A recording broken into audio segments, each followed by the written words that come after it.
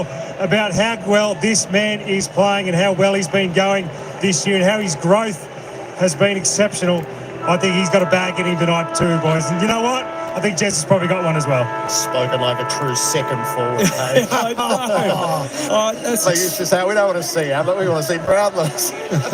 Extraordinary by Cameron Mooney. And there's no doubt who the main star is. But in the absence of Patrick Dangerfield, Tom Stewart joins Zach Merritt, who's playing game 249, so he'll play his 250th next week against St Kilda. Zach Merritt. These heads. All right, have a good game, guys. Thanks very much, Hugh. Thumbs up from Tom Stewart as Cats kicking to the players stand in this round 22 fixture against the Bombers. Their destiny, their final place will be in their hands. It is a rivalry which has been dominated by the Cats in recent years, that's for sure, and in big numbers, particularly down here. That's one brother lording it over the other, right there. It doesn't give you great confidence as the Essendon fan tuning in, does it? We need effort. We need to see. Yep. Angus Clark's a great story. It remains one of the favourite stories of the year when he debuted against the Tigers. He kicked his 3 goals and it was the greatest adventure of his life. I hope none of that's been knocked out of him. I hope he's still got the same sort of feeling in his pit of his stomach when he gets here and the same level of excitement, because he'll be looking around at some of the bigger names of the game right now, and you want the young fellas to test themselves against these boys. It's interesting, Gaz, because he burst onto the scene with that 3 goals, and since then they've settled him at half back effectively. Yeah, I'd love to throw him back down there and just let him loose and play with a bit more freedom. And we put that question to Brad about, trying to give them the freedom to do a few things, and he was open to it, like he's throwing the team around a little bit, and hopefully at some stage he gets a look at it. So here we go. Jeremy Cameron goes down to the close enough to the goal square, and he gets picked up by Jaden Laverde. So good luck to Jaden. So just playing up the field a little. This game billed about an individual, but there's still a match to be won as Essendon and Geelong get ready to do battle on a Friday night under the lights of GMHBA Stadium. And it's 2 veterans, Rhys Stanley and Todd Goldstein. And it's Mullen who most likely will have the job on Merritt, who sends the Cats forward straight away. They try and separate and give themselves a bit of space, but Shield to Roberts. And quick hands off to McGrath, and then Merritt, who has kicked it straight back to the man who might be his opponent, but could be on Durham. Fires it up towards full forward. Out comes Neale. And Cameron was there as well in the vicinity. Shield. Oh, a little inboard that's got to Mullen again. It's on repeat. Yeah, on your natural foot, that's a pretty ordinary hat kick out of defence. It had to clear the 50-metre arc. Now, Shane Mullen has never kicked a goal in AFL football, the young Irishman. His 38th game. He's made giant strides this year. He's kicked 6 behinds in his career, 4 this year. I'd like to say he's getting closer, but I'm not sure that'd be the truth. Jeremy, back to 9. You can see the funny side of it. These are the only 3 disposals for the Cats. It would have been quite a way to put a goal on the board as the only player who'd had disposals for your team. And 2 intercept marks, Jared, of the 3. Merritt's kick almost picked off by Henry. Ground ball to be dealt with. Right onto it, worked it in close. Gresham, who's spent some time in the midfield, he started forward tonight. McGrath almost run down, away to Durham, out the side. Roberts is in the reckoning for the rising star. He links it up with his captain. Merritt finds his target this time, Shield. Just holds up for a tick. Centres the Bombers up to Priors, played every game. Flopped it up inside 50. Henry was always favoured, hasn't dealt with it. McMahon a chance, dragged down by O'Sullivan, another in the rising star reckoning. Holmes with a chance to clear. Stewart handled the awkward ball. Eyes up down the line to Stanley, challenged by Price successfully. Blackiston gave it off quickly to Roberts. Good forward movement, and now to the inside from McGrath to Gresham. There was only a small gap, and he couldn't quite find it. McMahon denied by Zach Guthrie, quickly into motion, heading the Cats' way. Nana just holds things up momentarily. We've got a mismatch with Blitzarves. He leads up and then cleverly puts him to a place where he wasn't really keen. A forward handball. Bounces obligingly for Guthrie. Smith to the goal square. And beyond from behind, he had Rhys Stanley all on his own. maybe not in the line of sight. I think it's Sam Durham that is accountable for Bailey Smith, but he was limping behind play. So he's 50 yards behind him, trying to shake off a limp, so we hope he's okay. Laverde marks the kick in. He's got right. Rolls and goes a long way from home. Perkins is his target. Stewart pushed him into the drop zone. Perkins, one of these Bombers on which the future hinges. The first round picks from a few years back into the hot spot. Sullivan's such a beautiful mark. So the game's only been going a couple of minutes. That's the fourth time they've kicked to a Geelong player. So it's going to be a long night if they don't protect the ball better. McGrath disrupted the play. Bowes, though, retrieves for the Cats. Splits Guthrie popped it out wide. No room for Smith to run. So he has to dab the kick up the line close. Good pick up. Bowes can't control the angles, and Guthrie on the wraparound. Charged down by Merritt. Quickly hands off to Clark. He delivers to Kako. McMahon drifting back to goal. Murphy, another central option instead. Fires it out to Redmond. You know he can kick the journey. Oh, he loved it off the boot. Had the hand in the air. He went early, guys. He went very early. Wise to wait. So they have it behind as well. Does love to kick the footy, doesn't he? 19 kicks, one hand pass last week. Manor spreads it out. He's had a bit of Greg Hall about him, didn't it? Holmes with footy in hands. Totally dominated the last time these two teams met. Long down the line, Blitzarms had a mind to knock it on. Laverde saw it coming. They went metre for metre, Holmes and Smith, through that game at the MCG before Holmes stole a march later. 871 metres gained, Smith 765. Bombers win it. Dersma up the line. Henry and Wright controls the footy. Opens play up to Perkins, dragged down by Humphreys. Stewart stumbled when he might have been away. Henry in a tight spot. Flopped it up the line, and Dersma's got it again. Again, sharp with the hands to Roberts and forward to Perkins. He got the whale, plays it back to Durham. He has the vantage point to be able to see what's ahead. Gresham in a tight space. The Crummers should all be Bombers because the Cats flew as a collective. Kako, well done, Guthrie. Summed up the situation so well.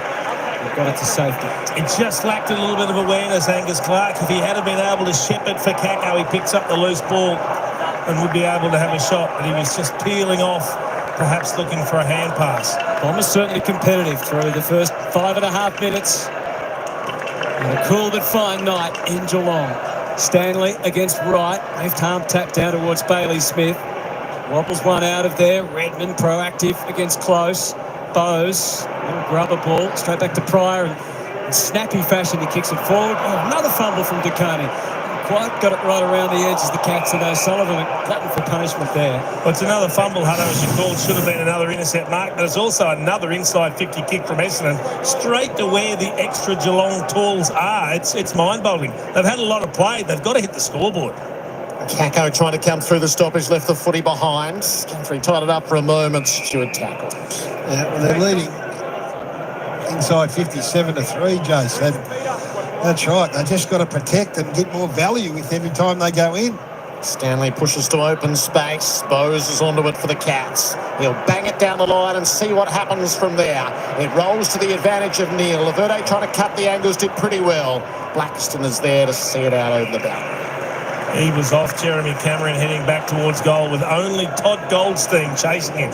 If they were able to get the ball forward, there was goal number one. Behind a piece early. Game marked by the number of intercepts so far.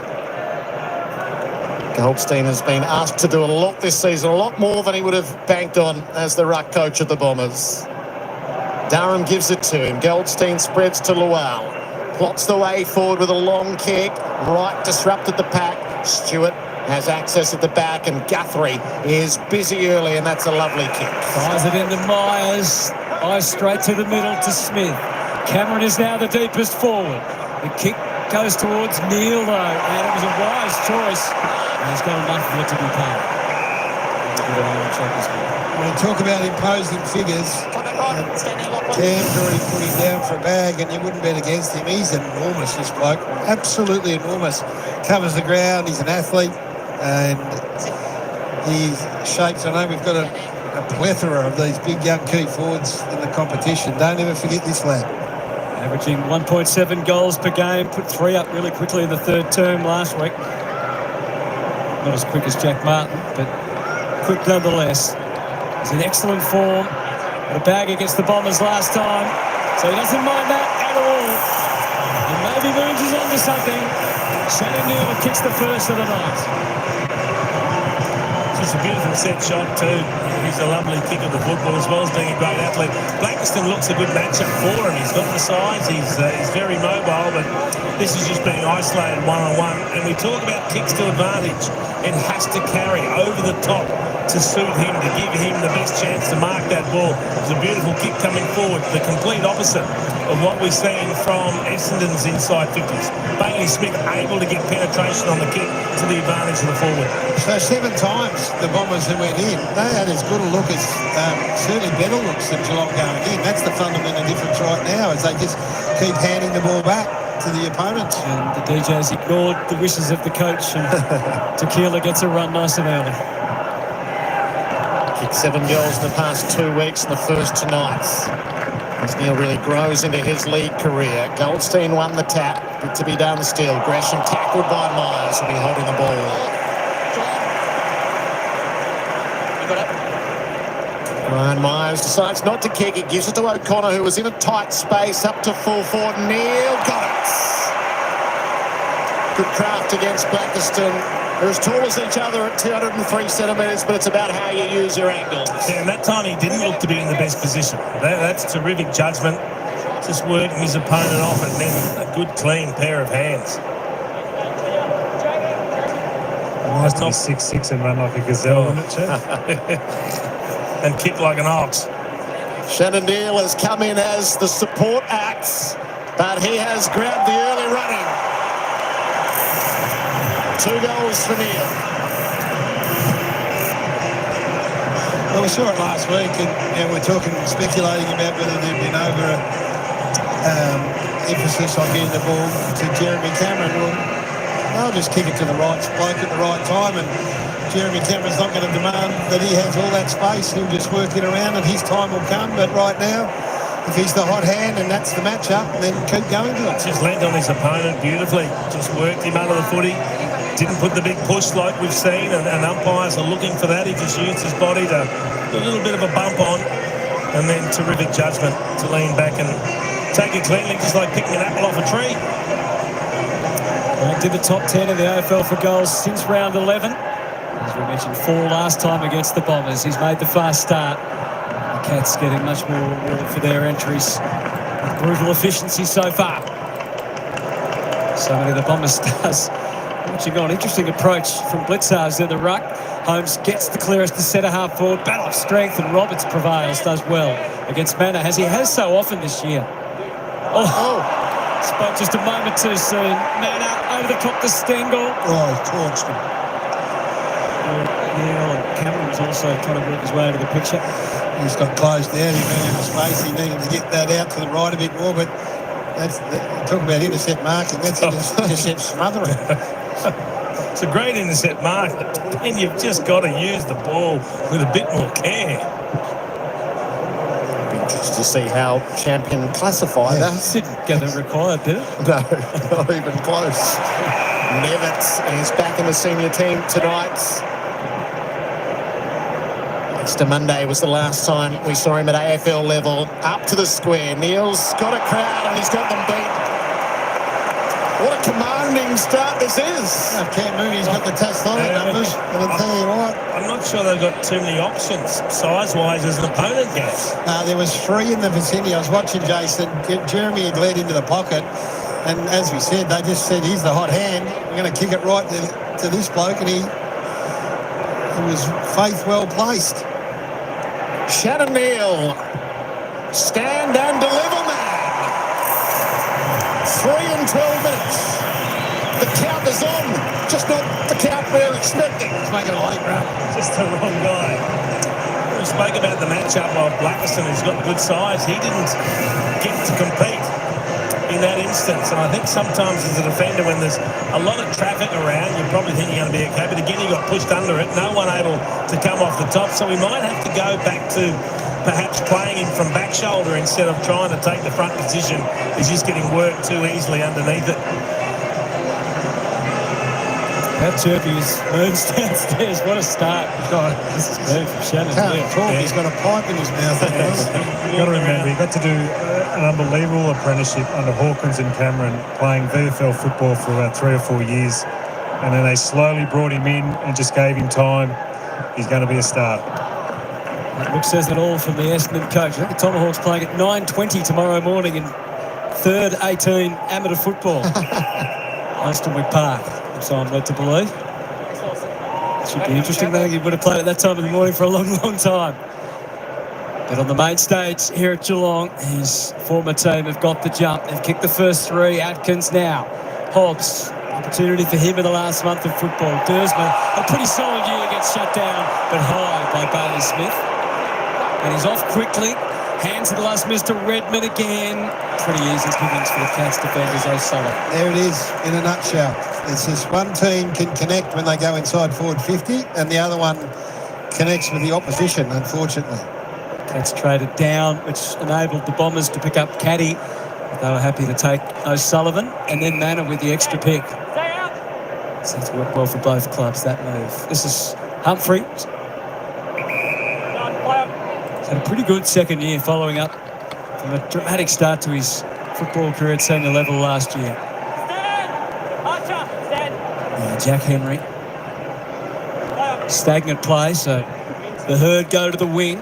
So does the footy. That's a fine mark from Dersman. Leaping in from the side. Quickly off to Roberts.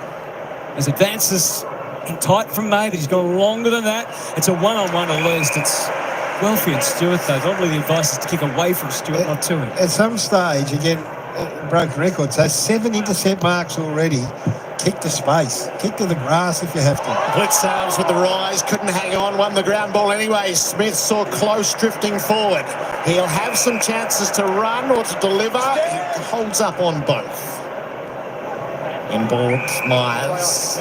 Crafts the kick to Smith, who kept on going. Brings it inboard to Nevitz. Myers on the flyblade didn't give. Dersma just close enough. Mitch Nevitt up to the teeth of goal. Neale's coming out again. Spoils made this time. Merritt underneath to clear the area. It's a straight turnover though. Henry will use it quickly. Shallow to Myers. Now he can hit any angle. What will he go for? He liked the look of Blitzarves on the fat side. Well, he was unmarked on his own. Blitzarves likes to give it off rather than take his own shots. It's not 15, so Dempsey waltzes around and kicks the goal regardless. How many times have we seen Ollie Dempsey just go forward and hit the scoreboard? Does it so easily.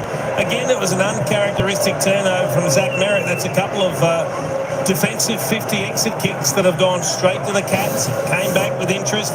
He'd been down there for a while, Mark Blitzarves. He had Hobbs trying to mind him. He was never going to get the job done. And in the end, he just held his width, and we know how good they are at picking the loose player, the Cats, when they go forward. He's taken 17 marks inside 50, Mark Blitzarves, this year, plus a few free kicks. He's only had 12 shots at goal. So he's not backing himself. No. They are prepared. Like, he's playing an unbelievable role. He's playing like maybe, what do I say, centre-half forward changing ruck, I think is what he's doing at the moment, Blitzarves. So at times they got Cameron, they got Neale, and they got Blitzarves inside their forward 50. It's a different look now because they've rotated off, but we're going to see some different setups forward to the ball. Jezza on the bench, if you've just joined us, hasn't it hit the score sheet? Kako getting some midfield time, which is exciting. Away from Atkins. Hobbs around the ball, Shield, a bit of strength. That's where they can potentially match it with the Cats, but not this time. Never to Dempsey, and now Holmes. Left foot kick. It was a little bit indiscriminate, but Stengel made the ball behave itself, but Ewan shuts him down. Took it up to Tom Papley last week. And Stengel thought that was a bit high. Let's have a look. Yeah, he was acted as the umpire. Can't believe it. It wasn't called. Neale rucking now. Taps it back to the inside. A bit of a sludge there. We're going no further.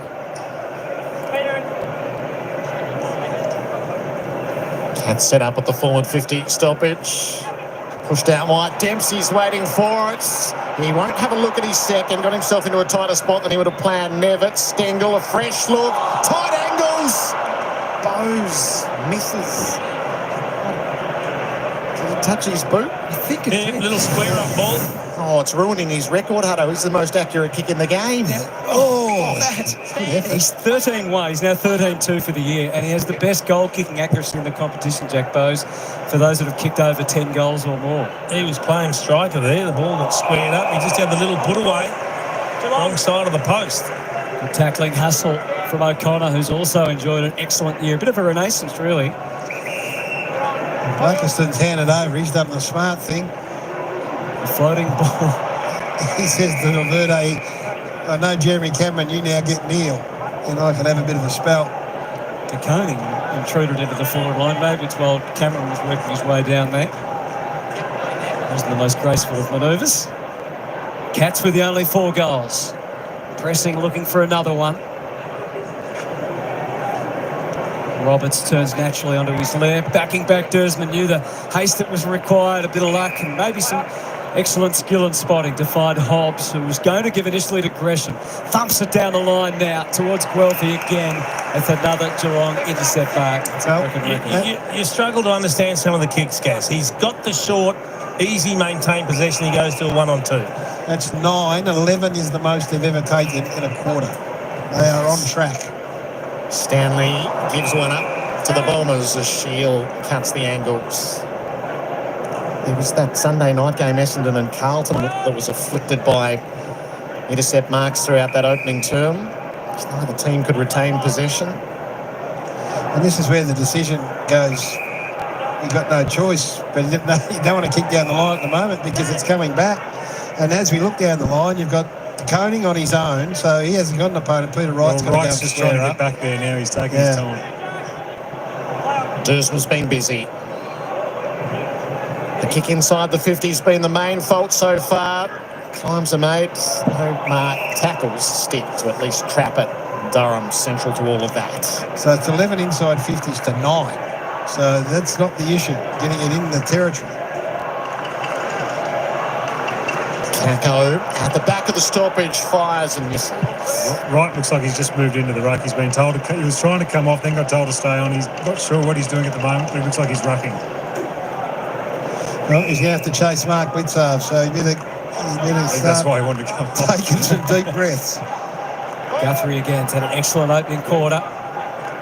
Takes what's given. It's a floating ball. Blitzarves took a few down with him. O'Connor with strength again to Nevitt. Get adjusted to the pace of senior footy again. Another has had that plantar fasciitis this year after such a strong start to the season. Atkins into Holmes, but no sense of guidance on the kick. And that might be 50. Just one quick step before he even knew it with a reflex from Manor. That takes Gresham almost to within striking range, depending on how generous the umpire is feeling. Took it a little early to try and put some speed on it, and an opportunity for Guelphy involved in the push and shove. And now the pursuit and the handoff to Kako, getting further and further away from goal, which suits the Cats' defence. Hobbs with a mind to change that. Roberts found the boundary. He's going to give up the football by doing so. And that inside 50 kick, Jason Gresham went quickly to Guelphy one-on-one with De Koning. Jeremy Cameron is the last Cat to get a touch in this game. This is disposal number 1. Get out End of the field. in the defensive 50. O'Sullivan had a fly. It was in the van as the crummer too. Socket backward Mullen taken the ground.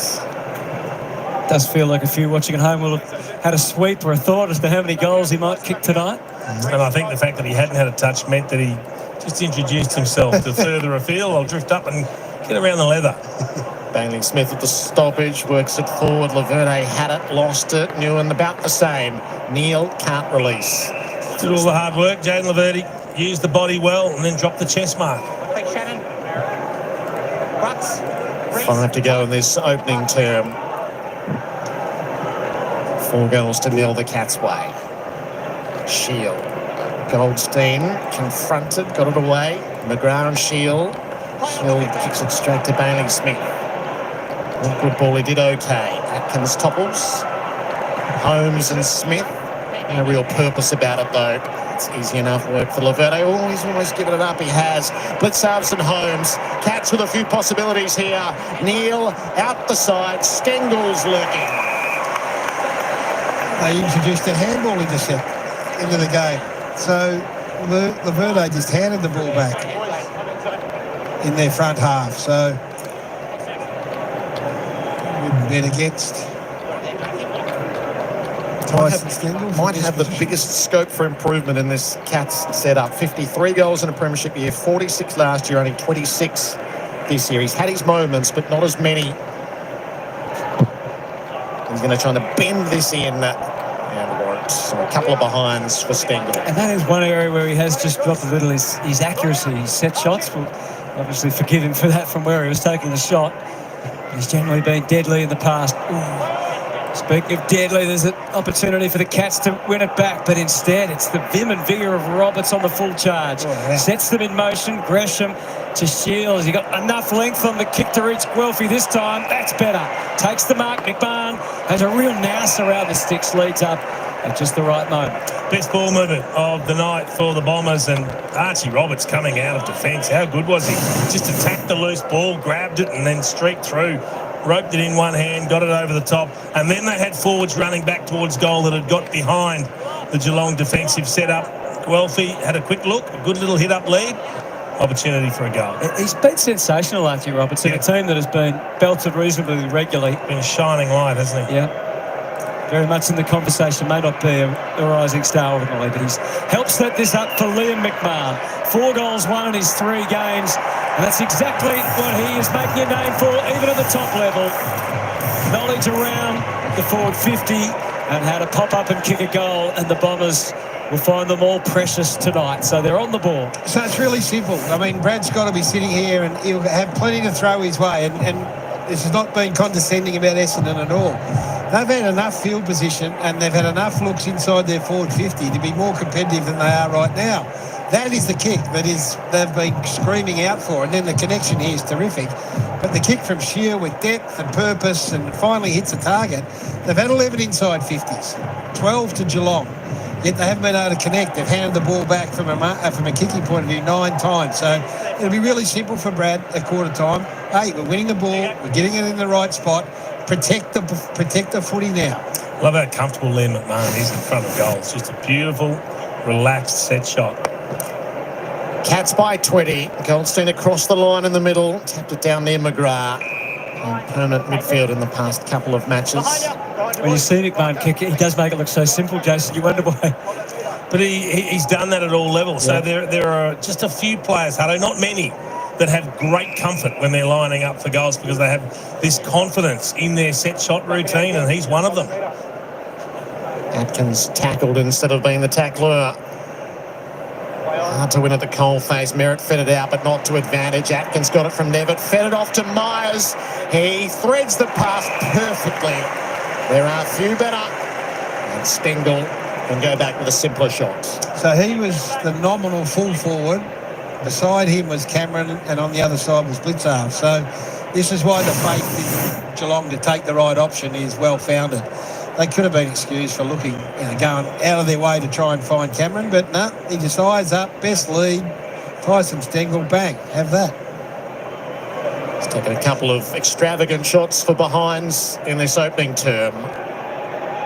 Tyson Stengel dragged it, so he's not on. 3 behinds for Stengel, 3 goals for Neale.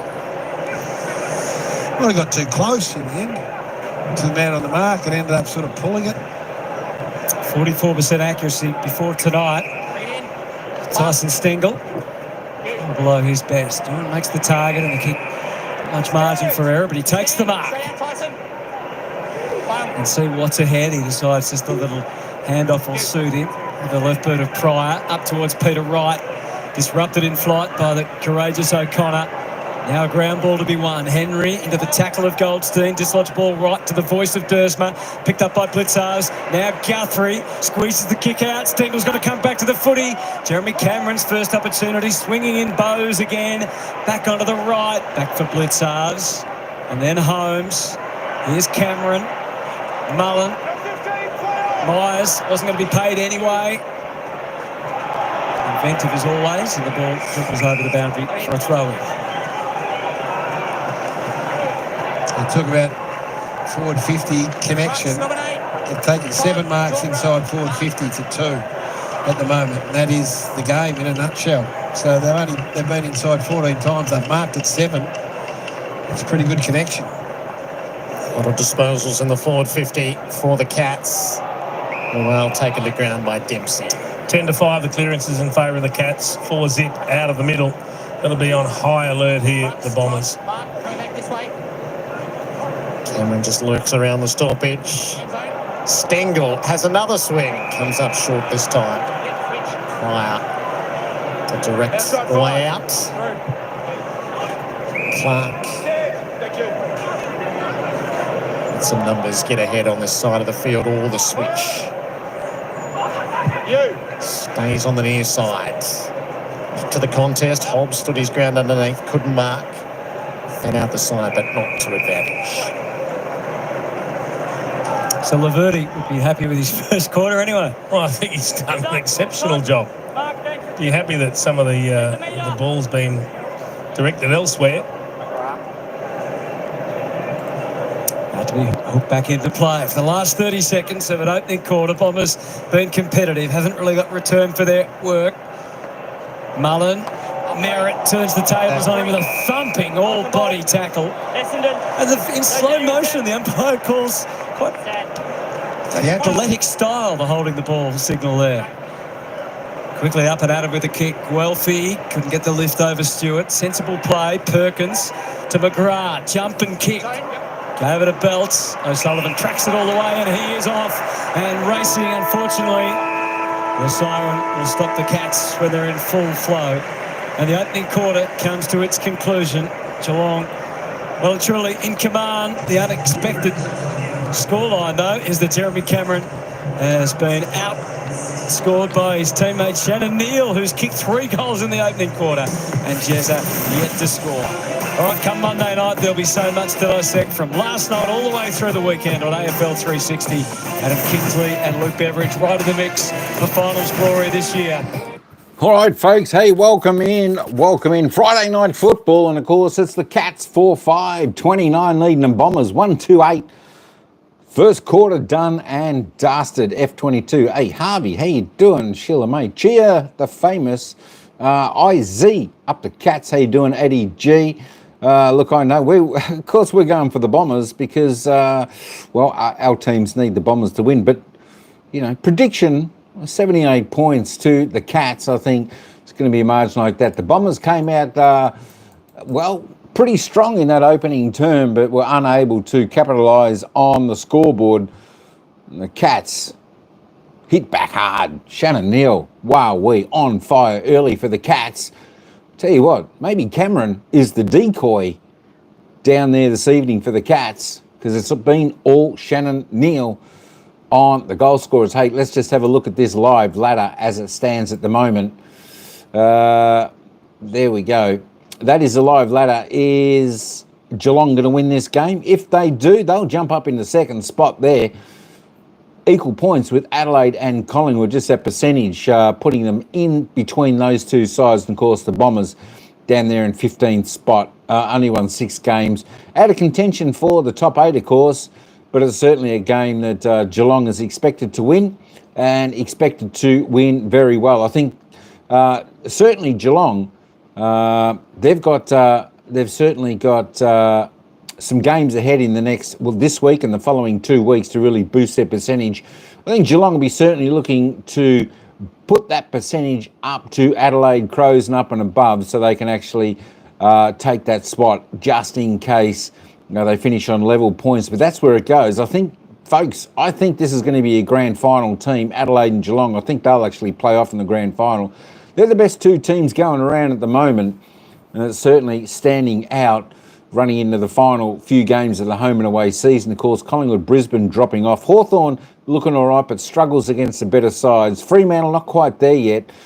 Giants not there yet. Bulldogs a chance, but floundering a bit. Gold Coast Suns probably the other chance, but, well, they may struggle against the top sides at the MCG, whereas Adelaide and Geelong play those very, very well. That is your live ladder. Hey, let's just have a look at the lineups because I thought I didn't see Paddy, and we didn't get to these. For Geelong, Jai Clark is coming in with Mitch Knivet, and of course going out, Paddy Dangerfield. Obviously being just managed there, having a week off. Jack Martin also out. Jai Clark is the sub, and of course the Milestone game there. And the only one is for the Cats, that's Graham Myers, 150th game. Well done to him. And of course for the Bombers, Jai Menzie coming in, Oscar Smart going out. Jai Menzie is the sub, and there are your teams. Let's just have a quick look at the players' stats and the goal scorers, because Shannon Neale absolutely on fire down there for the forward line for the Cats. As I said, Jeremy Cameron, well, everyone was expecting them to go to him because they want to get him up near that 100 goal mark. But Shannon Neale, wow, I tell you what, he was unstoppable in that opening term with his 4 kicks, 3 marks, 3 goals. Sensational. Oliver Dempsey, the other goal scorer there for Geelong. The only goal scorer there for the Bombers, Liam McMahon, just with the 1 goal. Just the disposal magnets in the opening quarter. Archie Roberts there leads the way for the Bombers with 10, 4 kicks, 6 handballs. Bailey Smith for the Cats next best on 9, 8 kicks, a handball, 3 clearances. He's going pretty well. Dylan Shield doing well as well for the Bombers there on 9. And of course, Maxie Holmes always up near the top of the disposal count there. Not just for Geelong, but for both teams when they're out on the ground. Zach Guthrie, Blixars both on 8. Jackson Pryor next best with Zachy Merritt on 7 there for the Bombers. I'll just squirt those down there just in case you want to have a little bit of a squiz. See what's going on with your player, your stats, because we're going to get back down to the ground, back down to the action where they're going to take us. Isaac Kako actually didn't look too bad in the opening term. Just the 3 touches though, one kick, 1 behind, 2 handballs. As I said, they just look a little bit outclassed when the Bombers are going down forward. The defence of Geelong just way too strong. And of course, I tell you what, with Stengel and Neale, Cameron, these type of players down there for the Cats, I tell you what, that is got to be the most dangerous forward line in the competition at the moment. I know we talk about Adelaide's forward line, but Geelong's forward line absolutely brilliant down there. When they're on song, I tell you what, they're just unstoppable, folks. Hey, that's enough of me jibber jabbering. And again, Addy G in the house. Cool dude. Come on, Bombers. I tell you what. You know what? The Bombers actually, they'll probably be reasonably happy. They're only 21 points down at quarter time. They just couldn't finish off their good work early in that the first 6 or 7 minutes of the opening term. Of course, getting that late goal, which certainly helped them. But let's hope they can put up a fight. Well, we'll see. Certainly no, Geelong will want to definitely put the hammer down and put it down for the entire game here. So we'll see what happens. All right, let's head back down to the action where it's the Cats by 21 points. Need to have a look at what's ahead, and when in doubt, kick the space. Give it at very worst a 50-50 opportunity. Don't kick to an outnumbered scenario or a mismatch. Cats by 21 points. Jeremy Cameron as Mason Redmond for company at the start of this second term. So Bailey Smith had 9 touches for the quarter. And we go back to the previous encounter back in round 14. He had 41. So he's enjoying his time against the Bombers right now. The whole environment needs a Jez goal. It needs a spark. It does. There's no question about that. He's positioned himself 15 metres. Redmond's got the match up with him now. Into the second term we go at GMHBA Stadium. Friday night footy. The Cats tuning up for their September run. Bucks didn't get near it. Stanley's second swipe out to Holmes over his head. Roberts overran it this time. Atkins tried to get it to Holmes. Durham had other ideas. Atkins makes his second tackle of the night. When he gets to 5, he equals the record of Matt Rowell.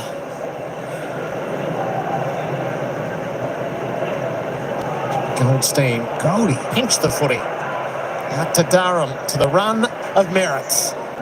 Link-up play, missed Gresham.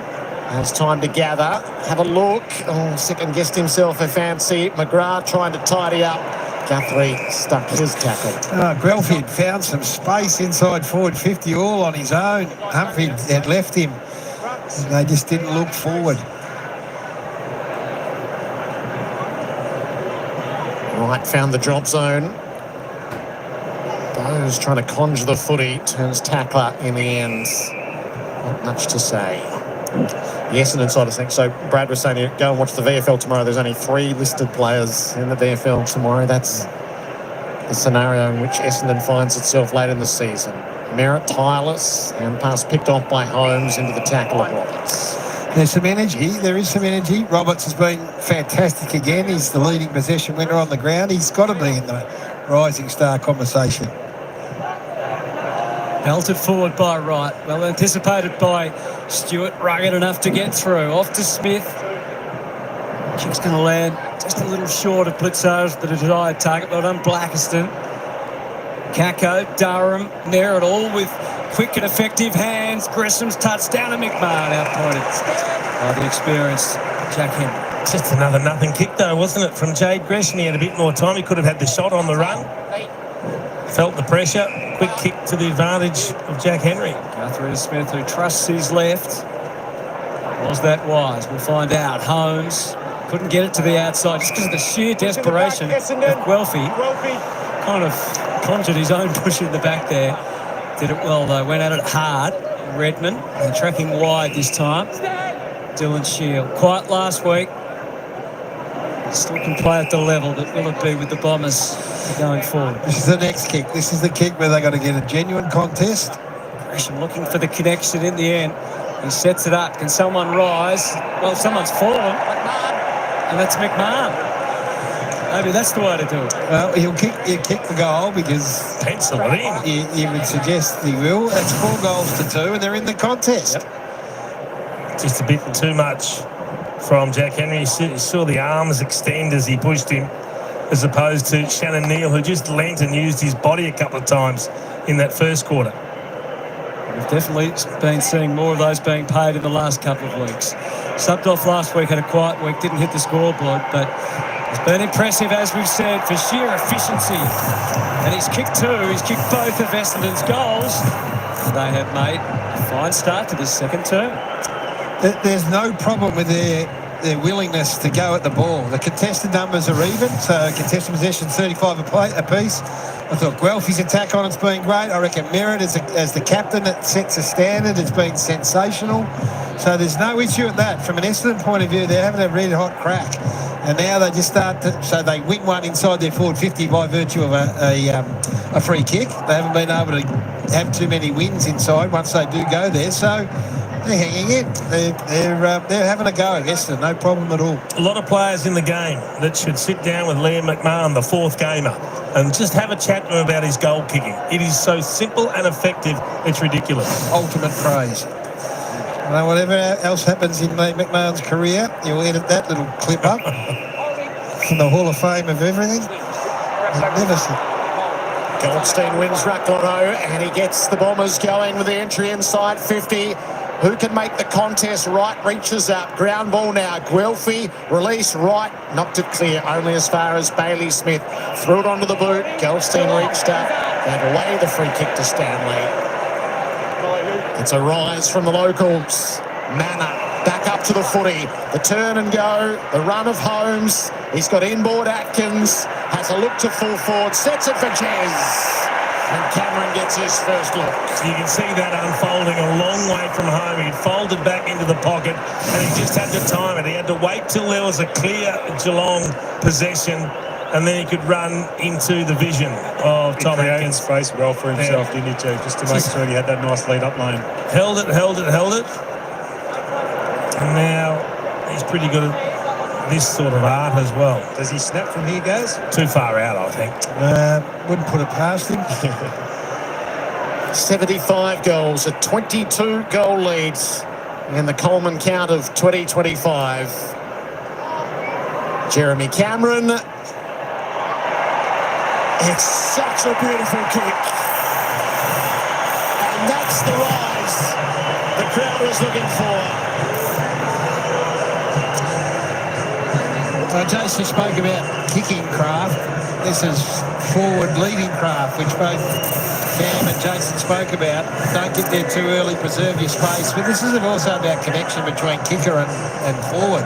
There's no good turning around now. You just got to wait until such time as someone can get it and kick it. So too many times you see forwards, we talk about they take their space as they get there too early and they've got nowhere else to go. So when you understand what Jeremy Cameron likes and how he likes it, and as soon as Tom Atkins looked up, there he is in his vision, right there for him. So it's about executing the play. You've got to mark it, but you also got to make it easy for your kicker. Yeah, and as he was folding back, you could see Mason Redmond. He had his eyes on Jeremy Cameron because he had to keep track of him, so he doesn't know what's happening with the footy. 76 goals for Jeremy Cameron, one short of his personal best. Thump forward by Stanley to half forward. Oh, Roberts again. Excellently judged mark.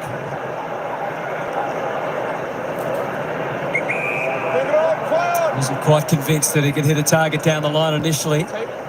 Plays a little wider for Wright, who was getting pushed under the ball, but not far enough, so he's done well to hold his ground in front of DeConey.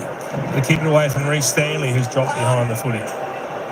Goldie's gone back with him as well. It's a lower flight ball. Cleared Guthrie, and now May has a chance against O'Sullivan, joined by Perkins. Good positive motion back to Clark. Skies it up, O'Connor v Gresham, and then the big guys arrived. Henry quickly releasing it out to that renowned halfback flanker, Jeremy Cameron. Lopes along, takes the kick to Stengel. The forwards working in the defensive half. Took a step, so has to deliver. Humphreys with an expansive switch. De Koning or O'Sullivan. De Koning has it. Free kick to O'Sullivan. De Koning takes the advantage. Stanley is well set to give it to Bose. Should he choose? He opts not to initially and does now. Bose has been good since his return from a hamstring injury. O'Connor, the grubber, sets it up. Dempsey's going to have to go again with a knock 15, as he did in the first term. Sizes it all up.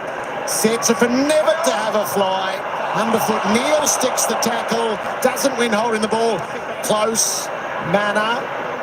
And pass tipped on the way through. Dersma did a good job. Goldstein and Roberts. Dersma kept on going. The tackle of Smith was a good one. Dersma stuck with the footy. Myers relieved him of it. He ran into the tackle, holding the ball. Sudden death on Myers. Laverde's ball. I reckon Nevitt's in a bit of trouble down here, guys. He's just starting to come off in that after that marking contest. He looks really sore. Hopefully it's just a contact injury, Moons. He's been a long road back for him after starting so strongly with the big pre-season. Moving a little better now. He Trying to refuses stay to up come there. off, so he must be okay. Out to Clark. Reluctant to actually hand pass, waited to the absolute death. They found Redmond in the short to McGrath and then back to Pryor. Not a lot of ground gain yet. No, but they defended it well, Hunter. They were under pressure and now they've transitioned it pretty well. This next one's been the problem. Hobbs, he does give to Dersma, and that is a problem. Close. Back in the Cats' favour. Myers hits the next target. That's Blitzar's. Myers and Smith both chugging their way through. You know where he's headed. Jeremy's on the end of it. Oh, listen to the crowd, Jerry. I tell you about the mark was outstanding. The kick. Yes. Bailey Smith's been criticised from time to time for his kicking. This is an absolute dart. So again, he was one out inside forward 50. The timing is beautiful. The kicker, he's kicked that before his turn, Jace. Yeah. So he knows what Jeremy Cameron's going to do, doesn't he? Yeah, that's understanding between. We talk about connection. You hear it all the time from teams that don't connect well. That's what we mean. Connection between the bloke who's kicking it and the bloke that's coming up at the footy. For a career best 77 goals. He was late to the game. He was a bit late to get started. But he's off and running now, Jeremy Cameron. That is two. It's the progression of Coleman medalists since Lance Franklin kicked the ton. And this is how rare air we are in. So Buddy's 100, and those scenes which we wondered if we would see again. Brennan Favola 86 the following year. Josh Kennedy wins it with 80. Jack Revolt, 78. Charlie Curnow, that mark as well. Jesse Hogan, 77 last year, and Josh Kennedy, 75. So Jez slots in alongside Jesse Hogan, and he seems bound, doesn't he, to at least get Favola and then forge on for Buddy. Well, it's heading in the wrong direction when you look at those past Coleman medal winners, isn't it? But look at the open space. Now, Bailey Smith, this is having a connection with your forward. That is Jeremy's one wood. He will lead up, either lead back towards goal or lead up at the ball carrier. Back to the middle. Bailey Smith worked over by Kako, so a good win for the teenager. Shield has the job to put it inside 50, and it's beautifully marked by May. That's what they're screaming out for. Essendon, they're boxing on well. They're out of their division, we know that, but they've been pretty plucky. But they need their forwards to come on board and compete. And Archer May, you have a look at this when we get the chance to have a look at the replay. He initiates contact. So enough of being dictated to by a defender. So here, get yourself involved. That's exactly what he does. And no matter how good the defence is. Pick 6 from the mid-season draft. Had a look in defence for a while last week. He too knows how to kick a goal. Oh, Jared. And there's no one down there. It's an intercept mark. He's struck another one up. We saw him kick a goal from 75 metres. He's kicked that 38. And his debut against the Cats was goalless in that fixture. Oh, his Bows jumping to new heights. Quickly across to Manor. Neale in the middle was a beacon. Hard to miss. Floating handball, a good one. Lots Graham got for us. It's a beautiful pass to Atkins, who will always give to a fault. Manor, oh. And Redmond, who is his direct opponent at the moment, takes the intercept mark. That's the first overuse. That should have been a goal. A little bit too cute, weren't they? Redmond comes away with it. Heads to Perkins. Cats might be able to win it back for O'Sullivan's fist. Holmes' handball. Smith gave him the last one. Close instead. It was a late whistle, so he played on. Dempsey doesn't mind it. Close to the line. Can't. Oh, never. Not only is he out there, he's having a shot for goal. Never mind. She did so well right up until the finish, Mitch Nevitt. Gets an opportunity coming in for his 6th game of the season. And the opportunities are rare in this Geelong team. You know he's going to go deep in September. You need to make the most of it. Roberts, the play on call, you well heard. Redmond finds the way to Laverde. You can feel the buzz, though, around the stadium now, can't you? Redmond dinks it over the top. Perkins. I like the way Jesse just let big Shannon Neale have a little bit of the limelight early. Then he said, all right, normal service has been resumed. He has pushed him up the ground a bit. Dersma's had plenty of it early. Bombers looking for the way forward. That was a bit shallower than it was intended, and Blitzarves read it well. Phenomenally durable as well as versatile. The captain tonight, Stewart. Looks it around for Humphrey, so unhurried out of half-back. O'Sullivan. Linking up to Stewart on the wraparound. Delivers the Cats forward. Nevitt's turn to fly. Spoil made by Laverde. Ground ball to deal with. Hurrying onto it, McGrath. Roberts in the matrix. Back to McGrath. Opens play up into the middle.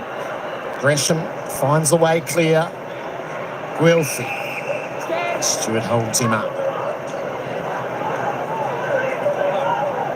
Guelphy gives a little bit of ground. Clark has been such a joy, one of the best parts of Essendon's season and the season more broadly as well. Laverde up to half forwards. Oh, no. Heavily. That's Dylan Shield pushing. O'Connor. That's dangerous by Dylan Shield. He's landed on his head. I think you'll see this, Jace. It's really dangerous. So Shield pushes. Oh, wow. That could have been anything. He pushes O'Connor into him. And then you hold your breath and hope that the young man's okay. But this is what we talk about when you're tunnelling or you're pushing players into contests. This is why we get so sort of up in arms about it, is because it just throws everyone out. This is very fortunate that he's jogging off like this. It could have been a lot worse the way he landed. Well spotted too by the umpire out of zone. Yeah, because there was some confusion there, but they read it really well. So he should be well, fined, suspended, whatever you want there. Well, there's been a few of them this year already, Gaz, and they've adjudicated around them, so he's very slow on the uptake, Dylan Shield. I think it's a suspension, Jace. Anyway, they can sort it out themselves, but Mansell missed 3 weeks early in the year for something like that. O'Connor down the line, right, muscled his way. At the back is Manor on the charge. Wasn't sure whether to pick it up or not. Maybe wished he had. If he gets it anyway, eyes up quickly to Mullen there. This is a big chance. Oh, he feeds it back to Manor. It's all in a rush. They leave it for Jez, and they do. The instant kick. Oh, rousing the crowd, but he hits the post. He pulled it back too far from where he was. That was an extraordinary pullback. She's a good pickup. 4 Bombers were there too. It does take you back to your childhood when Gary Ablett Senior played here, and when the ball went in his vicinity and the whole crowd would audibly rise. Getting misty-eyed, Derek. Throughout the generations, we've come for a few too. Doug Wade and Larry Donoghue, Gary Ablett, Tom Hawkinson tonight, Jeremy Cameron. Caco's on the break on the wing. Guthrie's closing on him and got him. Good honest chase, holding the ball. Stewart, well, that's high risk into the middle and a straight turnover. Clark, kick was smothered by Myers. Dersma, Perkins, slipped the tackle. Caco gets it back, and he used it well into the pocket, waited it for McMahon. Well, he got a second opportunity, Isaac Caco. He had McMahon leading on the first occasion, and he decided to have a bounce as he was getting run down inexplicably. Then got tackled, penalised, but he gets a second opportunity, and this time he finds him on the lead with a little chip kick. It's good to see him up out of the forward 50, Isaac Caco, getting some midfield minutes. So that's part of what this back half of this year is all about. Let's test the capacity to thread the angle for Liam McMahon, lining up for his third. It is near side. He does realise now, though, that it's not... You haven't got a lifetime to hold on to that footy as he ran through the middle of the ground. Zach Guthrie's chase down was outstanding. Stewart places it for Holmes. Neale with a rise. Just not far away. He's given away for unrealistic. Essendon, Laverty. Time on. Not that tall. I think most jumps are reasonably realistic, but that is the rule. So Laverty freed up from the challenge on Jeremy Cameron for now. Driving ball down the line, bit of hustle and bustle. Perkins, who took a great grab last week, he's paid this one as well. Stand. So they're going to lead the inside 50 count in this second quarter, the Bombers. They've had a good little period here. Quick change of mind, and again, recalculation. Top of the goal square, Nevitz. And that's what he does bring. Not just a solid midfielder, but he does have aerial presence. He gets back and takes the mark.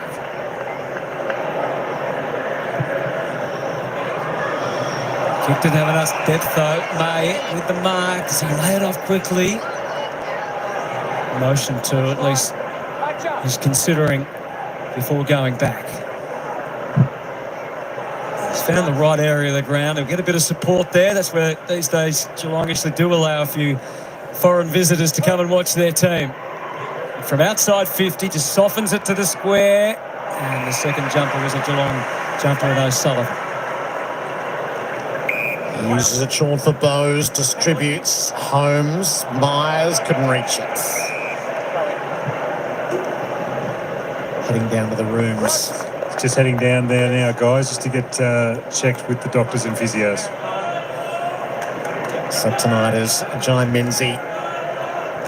Has had a protracted period in the VFL. Gets his look again at senior level whenever called into action. 2 goals to 1 the Cats' way in this term. Hasn't been prolific scoring. Stanley effective. Down to Manor. Had to release in the tackle. Atkins toppled over. So not clean or sharp to open up the space. Watch the line, please. On the meter. Stanley. Holding Atkins, Geelong. Tom Atkins, free kick, Geelong for a hold. 1 metre. Somebody out of zone. So Atkins brings it up to O'Connor. Told to get it moving still. Atkins has to double back to O'Connor.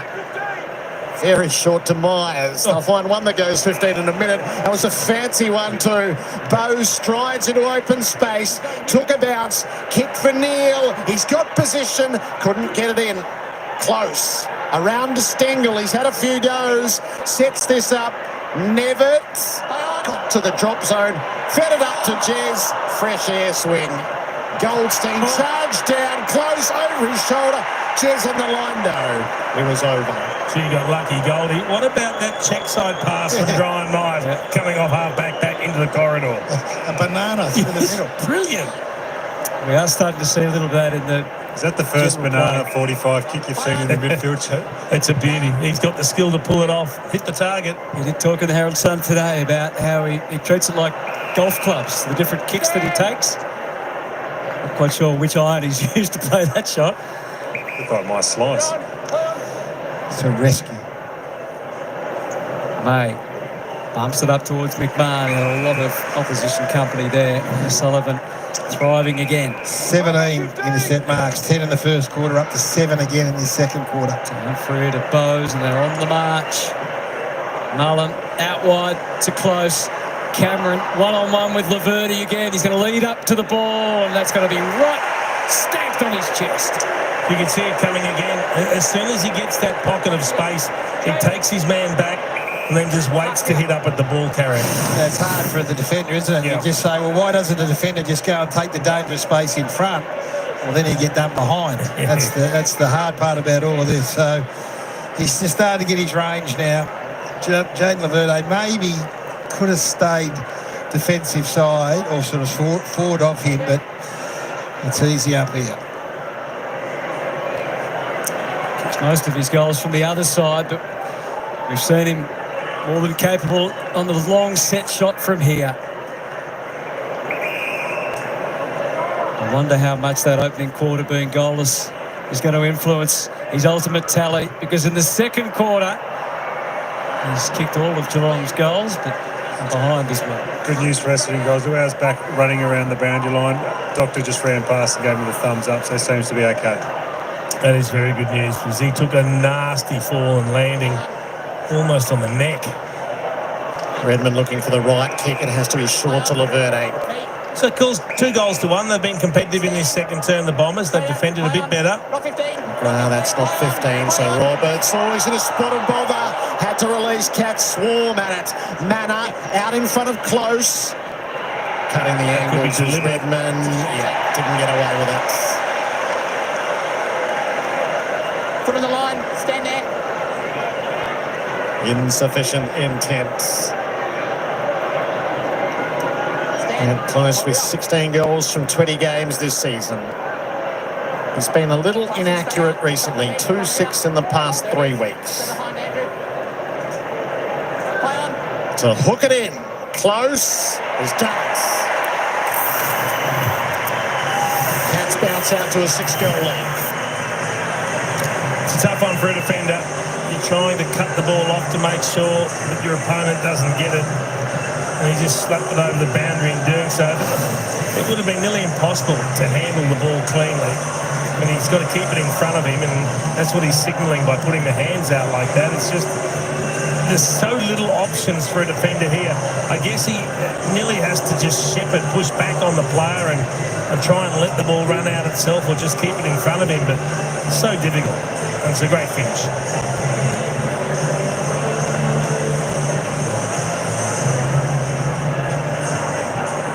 Cats 7 wins, 2 losses here this season. Down to the Giants and the Brisbane Lions. Last time the Bombers beat Geelong at Kardinia Park was around 1990. It was a long period of time where they did not play matches against each other here. Cats on the charge out of the middle. Atkins, Kako, looks at home in the middle. Dempsey off the wing. The footy's under there somewhere. A little bit awkward for Pryor.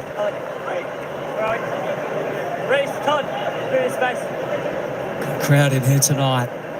A lot of them have come for one man. Mullen. 2 minutes 15 remaining.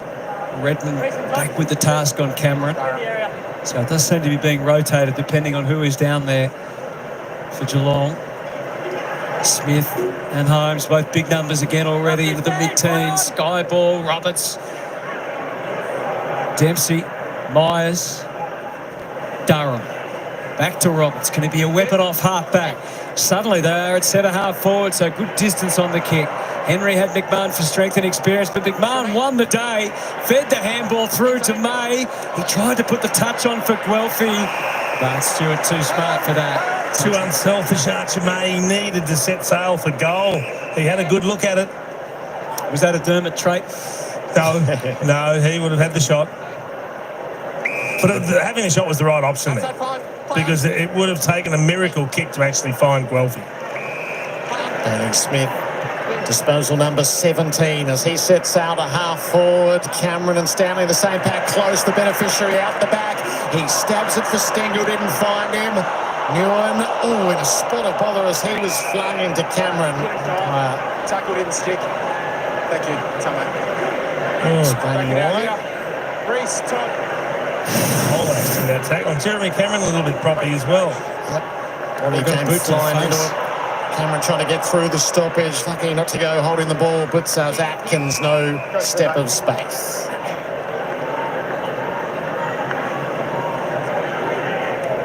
Guys, watch my line. Watch my line. Cats have stretched the lead from 21 to 36 in this term. Stengel with Smith. He'll hook it back near the teeth of goal. Not enough on it for Holmes. And Dersmart filled the space. It'll be 50 as Holmes just paused inside the 9-metre zone. I've got a fair argument, though, because he had an Essendon player, Noel, right behind him, kind of stopping him from going back. Takes off early, Dersmart kicks to the wing, but kicks poorly. Straight to Guthrie, they'll be out of kilter here, the Bombers' defence on the rebound. Holmes trying to get it in there. Cameron is in the square, being minded by Goldstein, can you believe? Dempsey, though, seems reluctant to move it with any undue haste. A couple of bad turnovers from Xavier Dersma in this quarter one when he was trying to kick it inside 50. It got smothered, came straight down. Jeremy Cameron kicked the goal, and now this one, he had options, missed the target. And an opportunity for Dempsey. Goal output has just dipped a little bit as the season's gone on. I realise what a weapon he can be off the wing. One earlier tonight, 26 goals for the season is where it remains. Ollie Dempsey and the Cats need to fine-tune their finishing. 7-10-52 to 2-3-15 will be the half-time score. So both Jeremy Cameron and Essendon on 2 goals at half-time. Jason Dunstan. Yep. Now, I've got to tell you, it's an exceptional scoring effectiveness that the Cats have. So 25 inside 50s for 17 scores. That's a 68% scoring efficiency when you go forward. That's incredible. That is so far and above what the league average is. And the Bombers, unfortunately, they're down at, 25%, 5 scores from 20. So the Cats by 37, and they're in command of the game. Eyes will turn again to Jeremy Cameron in the second half. We'll take a short break. All the analysis coming up. We'll get the insights of Jonathan Brown, Jordan Lewis, and Gary Lyon next on Fox. You're watching Friday Night Footy on Fox. Brought to you by Industries. All right, folks, there we go. Half time. We'll just wait for the commentators to come back. Fidget, how you going? You're expecting 130 points, smashing. Tell you what, we're expecting that as well, but, Geelong have been kicking a little bit wayward. 7-10-52, the Bombers 2-3-15. There we go, 37-point margin to the Cats. Look, I'm sure in the second half it'll certainly extend. The Bombers putting on 1 goal, 1 in the second term. The Cats, that's where it comes down to. 3 goals, 5. 3 goals, 5. There we go, wayward kicking, as we're saying. But as I'll say, their efficiency is fantastic. The Cats going inside their forward 50 to the scoring shots. Let's duck over and have a look at the goal scorers right now. See what's happening over here. Shannon Neale, of course, 3 goals to him. He's kicked 3 straight for the Catters. Jeremy Cameron got a couple on his boot there. 2 goals, 2. Tell you what, could have been 4 goals, but 2 goals, 2 to the star. Everyone's come out to see 7 kicks, 2-2. Who else have we got there? Oliver Dempsey's kicked 1. Brad Close has kicked 1. And, of course, for the Bombers, Liam McMahon 2 goals. That is it. 1 goal scorer there for the Bombers. Disposal getters out on the ground. Well, it's Mr. Headband himself, Bailey Smith, leading the charge. 18 disposals out on the ground. 15 kicks, 3 handballs, 3 marks, 2 tackles, 4 clearances, kicked behind. Tell you what, he's got some run, got some poise. Tell you what, he certainly threw in a few bullets there to Cameron. He's playing a great game, Bailey Smith. Archie Roberts going well for the Bombers there also. 17, 7 and 10, 1 clearance. Max Home continues to do his work on 16, 8 and 8. Blixars having a good game. 13 there for the Catters. Tom Stewart up to 12 too. Dylan Shield on 12 as well. Dylan Shield could be in a little bit of trouble there. Pushed a Cats player into the Bombers player who was up and over and just about fell on his neck. He could be looking at a week or 2 on the bench, Dylan Shield, for that action. Mason Redmond 12, Andy McGrath 11. There we go. Let's roll on down. Graham Myers there, the Milestone man. He's had 10 so far, 9 kicks and a handball, 4 marks, 3 tackles and 1 clearance. Zachy Merritt on 10. Dersma, tell you what, been a bit skew-if. Some of his kicks, he's had 10. Turned the ball over a couple of times.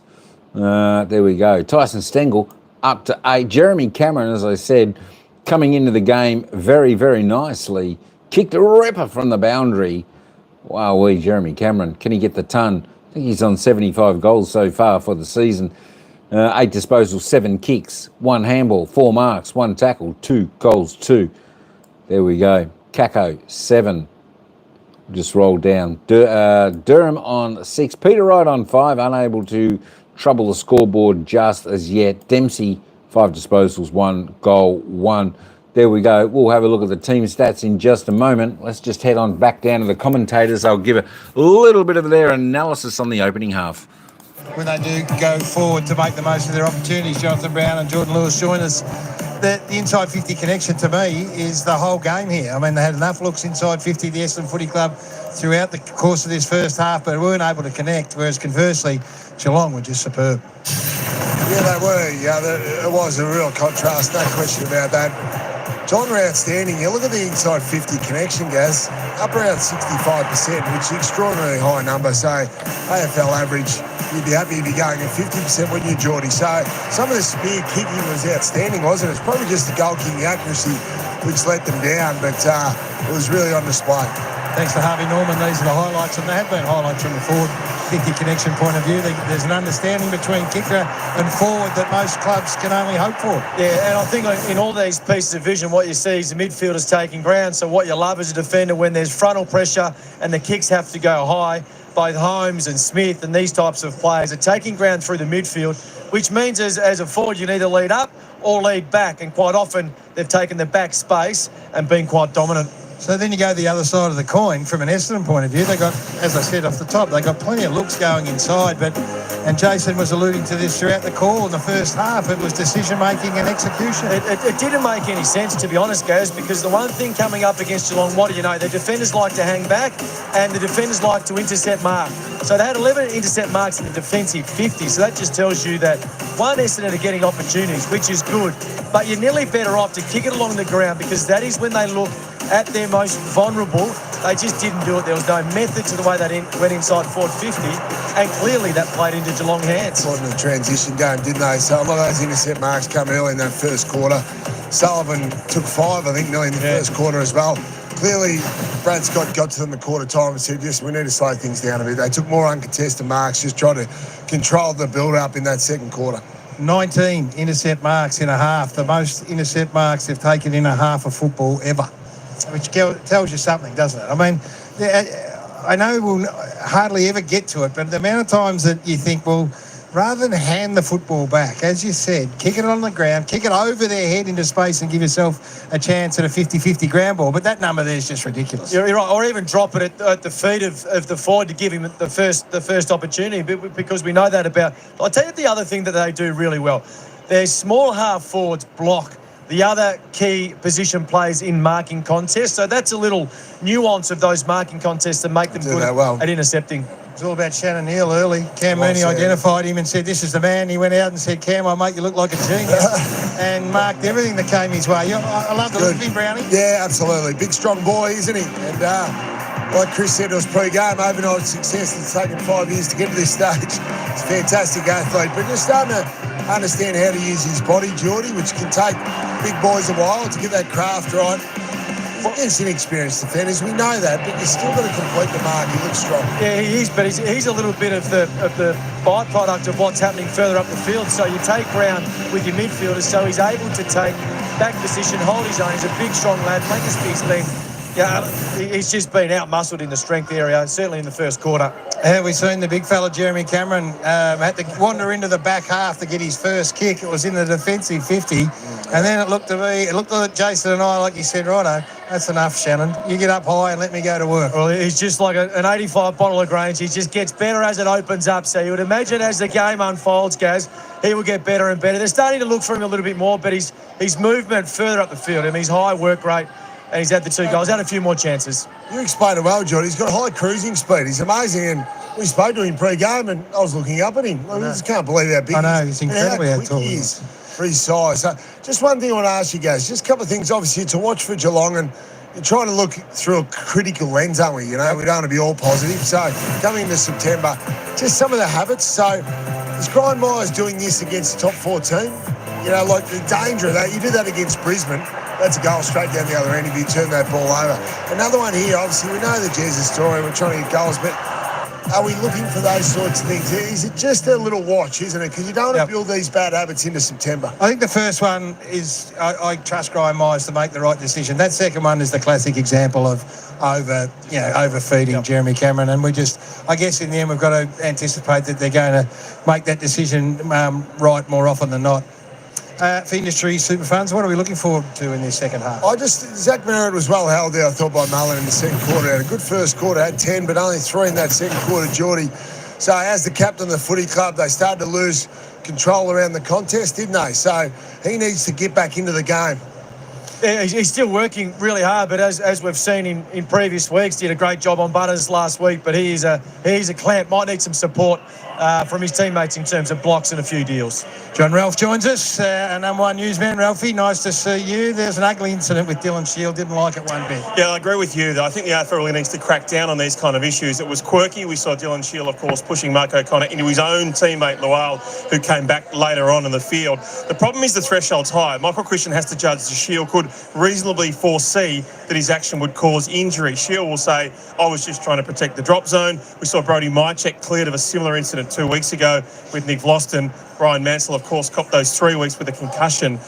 I just think it's so dangerous. Will Day missed the finals last year because Jacob Hopper pushed Newcomb into him.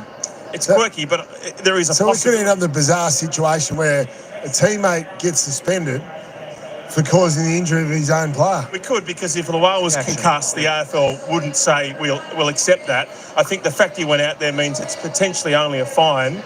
But again, it's enough, Ralphie. Greg Swan sitting at home. Enough of that. Stamp it out. Give him 1. Give him 2 weeks. You can't go pushing blokes like that. I mean, the danger of that is extraordinary, I think. So make a stand now. Yeah, and you know what? We shouldn't have players pushing in the back. We should get rid of that rule too. It incentivises that kind of contact. I love it, Gaz. All right. Well, Swanee will be onto that. No problem about it. We're going to take a break. It's a nice, fresh evening down here at GMHBA Stadium tomorrow night. Marvel Stadium, a team on the verge of playing their first ever final series, the Gold Coast Suns on Super Saturday. They have taught the Gold Coast Suns a harsh lesson. They are still quite a way off mixing it with the best teams and playing September footy, unfortunately. As a footy club, we've got to grow the up, to be perfectly honest. 7 o'clock Super Saturday, Carlton and Gold Coast under the roof at Marvel. All right, there we go. Of course, Carlton Gold Coast will be a good game there tomorrow night. All right, let's just get back, have a little bit of a look. The team stats here. At the moment, of course, it's plus 35 to the Geelong Cats, 194, 159. Getting plenty of ball there, the Cats. There we go, they're plus 37 in the kicks. Bombers, plus 2 in the handballs. Inside 50s, this is what they were saying about before. Great efficiency from Geelong. Geelong have been inside forward 50 25 times, 17 scoring shots. Absolutely sensational. Of course, the Bombers been inside 20 for just 5 scoring shots. So as you see down here, 76% score efficiency. That is fantastic. Season average for them, 52.7. They're doing great. Whereas the Bombers, they're getting plenty of chances, but they're not going inside correctly. As I was saying, a lot of the times they're just bombing it in, kicking it long. Geelong defenders hanging back, always in there for the intercept marks. I think they said Geelong have had 19 intercept marks, highest ever from Geelong. We're only at half-time, folks. Only at half-time. Disposal efficiency, there we go, 73-72, so that's pretty standard. Free kicks, not a great deal given tonight, 9-7, +2 for the home side. I think the umpires are definitely doing a reasonable job in this game this evening, umpiring it really well. I haven't really seen too much out of the ordinary, given or not given. I think it's been, as I said, pretty well umpired. In the hit-out section, Essendon, they're leading by 1, 16-15, as you'd expect. The Catters in front on clearances. Only by 4, though, 15-11, +2 in the centre clearance. Bailey Smith doing his job there. Stoppage clearance, 10-8. The Catters there by 2. Of course, the margin, 37 points there at half-time. Cats should be more in front, just that wayward kicking. Contested possession, Cats a little bit better there, 62-52. Don't forget, like the Bombers are having a good hard crack. Uncontested, they're just finding open space a lot more easier. The Cats, 134-103, they're +31. Turnovers, of course, the Bombers going to be higher there. A little bit more than average for the Bombers there.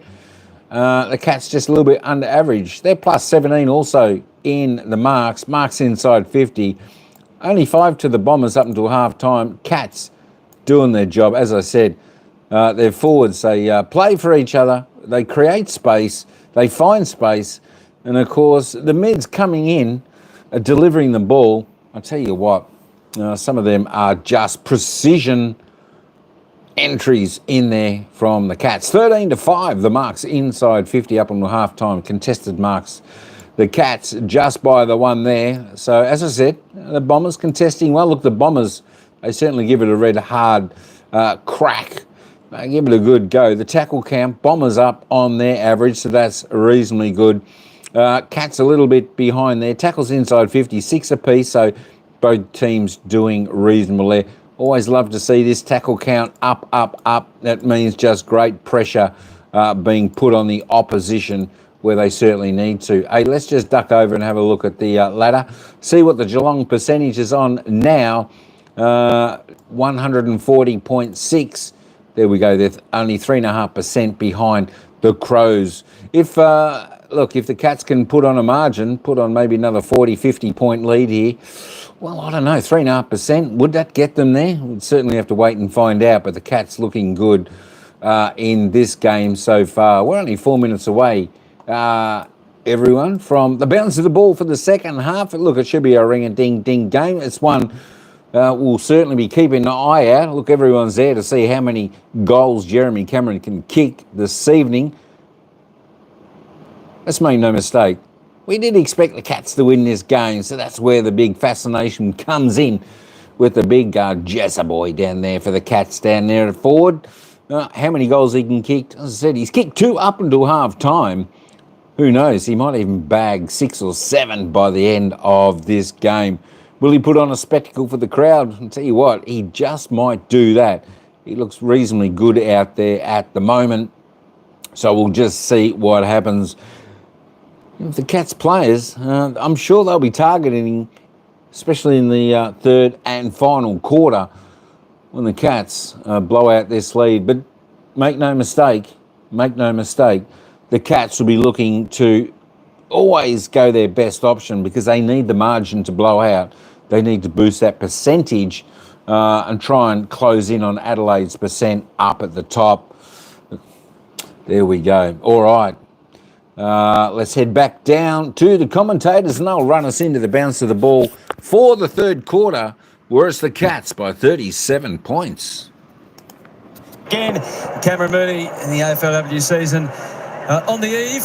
Let's hear from the Cats captain you've got down there. Yeah, thanks very much, Hutto. Meg McDonald, well, congratulations again. And captain and going around again for yourself. You must be very proud of that. Yeah, I certainly am. I think I reflect on how much the team's changed since I first became captain 6 seasons ago now. So it's always special to feel like you've got the respect of the group. And as you know, it's a really wonderful team, club, organisation, region to represent. So I'm very, very proud. Pre-season, how's it gone? Yeah, really positive. Long? I think. Yeah, it always feels long. I guess in W we spend a lot more time off than we do on, but you're sort of in the grind of it, and then all of a sudden you're doing launches and we're playing next weekend. So it's been a really positive pre-season, cracking into the contest and keen to test ourselves. As you said, starting next weekend, so you're here Saturday, 3:30 game, massive game, playing against North Melbourne, obviously the reigning premiers. Yeah, we've been fortunate to start many seasons against them, and they've been the benchmark of the competition for a long time. We feel like we can challenge them, but it'll be good to see where we're at. We've had 2 positive practice games, and nothing gets you more excited than being here on a men's game day to have our own turn next week. I've got a 9-year-old up there who idolises you. So yeah, Frankie, hey, shout out Frankie. Thanks very much for it, and good luck for the rest of the year. Thanks, Moods. Thank you to Moons and to Meg McDonald, the Cats captain. She's going to be part of our coverage, Fox Footy, the AFLW, and has some fantastic insights into the footy, both the men's and the women's game. All right. Well, it's men's action here, and the Cats have control of the game. What are we looking at, Jason, in the start of this third quarter? I want to put the foot down the Cats, and I think we all want to see Jeremy Cameron get a little bit more involved. He bounced back with a couple of goals in that second term after a very quiet first quarter. For the Bombers, they've just got to take care of the footy. So of the 7 goals, 10 that the Cats have scored, 6 goals, 8 have come from turnovers. They've got to be better with their decision-making and with their skill execution just to give their teammates a chance. So there's the context from a ladder point of view. The Cats obviously would have their eyes not just on top 4, but maybe as much as anything avoiding a first week final against either Adelaide or Brisbane on foreign territory. Provisionally, they'd be equal top with Adelaide, and the percentage is closing as well, obviously with the Crows still to play this week and the Lions as well. Anyone makes a mistake, Hutto, and they will steal a top 2 spot and then be incredibly hard to beat. Archie Roberts has had a fantastic first half of footy. It's that time of the year where you turn your mind to all Australians and rising stars, and it may not have been the flavour of the month for a lot of people, but if he finishes in the manner that he's played for most of this year, he is very much in contention. He's stacked. He's just a ball magnet, makes good decisions. He's comfortable in traffic. He's been one of the really big positives for the Essendon Footy Club. Third quarter is with us here. Isaac Kako starting in the middle as he has regularly in both quarters. Eyes will still be drawn to the forward end of the Cats as Jeremy Cameron tries to build on his 2 first half goals. Goldstein protected the drop of the ball well. Atkins gets them going to Holmes. Cameron being watched by Redmond, who'll leap up and spoil. Bowes. Shield along for the ride. Bit of news down here for Geelong, guys. Jai Clark has been subbed in with Henry out with a little bit of hamstring tightness. So that just got made at half-time. Okay, thank you for that. See, fingers crossed from a Geelong perspective about Henry, who's a very important component of their defence. Zero risk. You would only need to have an awareness that you've got hamstrings to get spelled. Very good guess. Atkins. Thanks, Anthony. Relatively, anyway. Holmes' handball a little wild. The fumble from Roberts invited more Cats forward pressure. Dempsey couldn't control it at all. It's gone backwards to McMahon, who makes himself more than useful. Gresham, almost rugby league style, and it's caught running back by O'Connor. I spoke about taking care of the footy. That is anything but. It's just a shank straight to the opposition. He had a player short and wide, or you kicked to space, and he did neither. 20th intercept mark. Yep. And counting. Cats are looking for a contested mark. Neale hit the pack.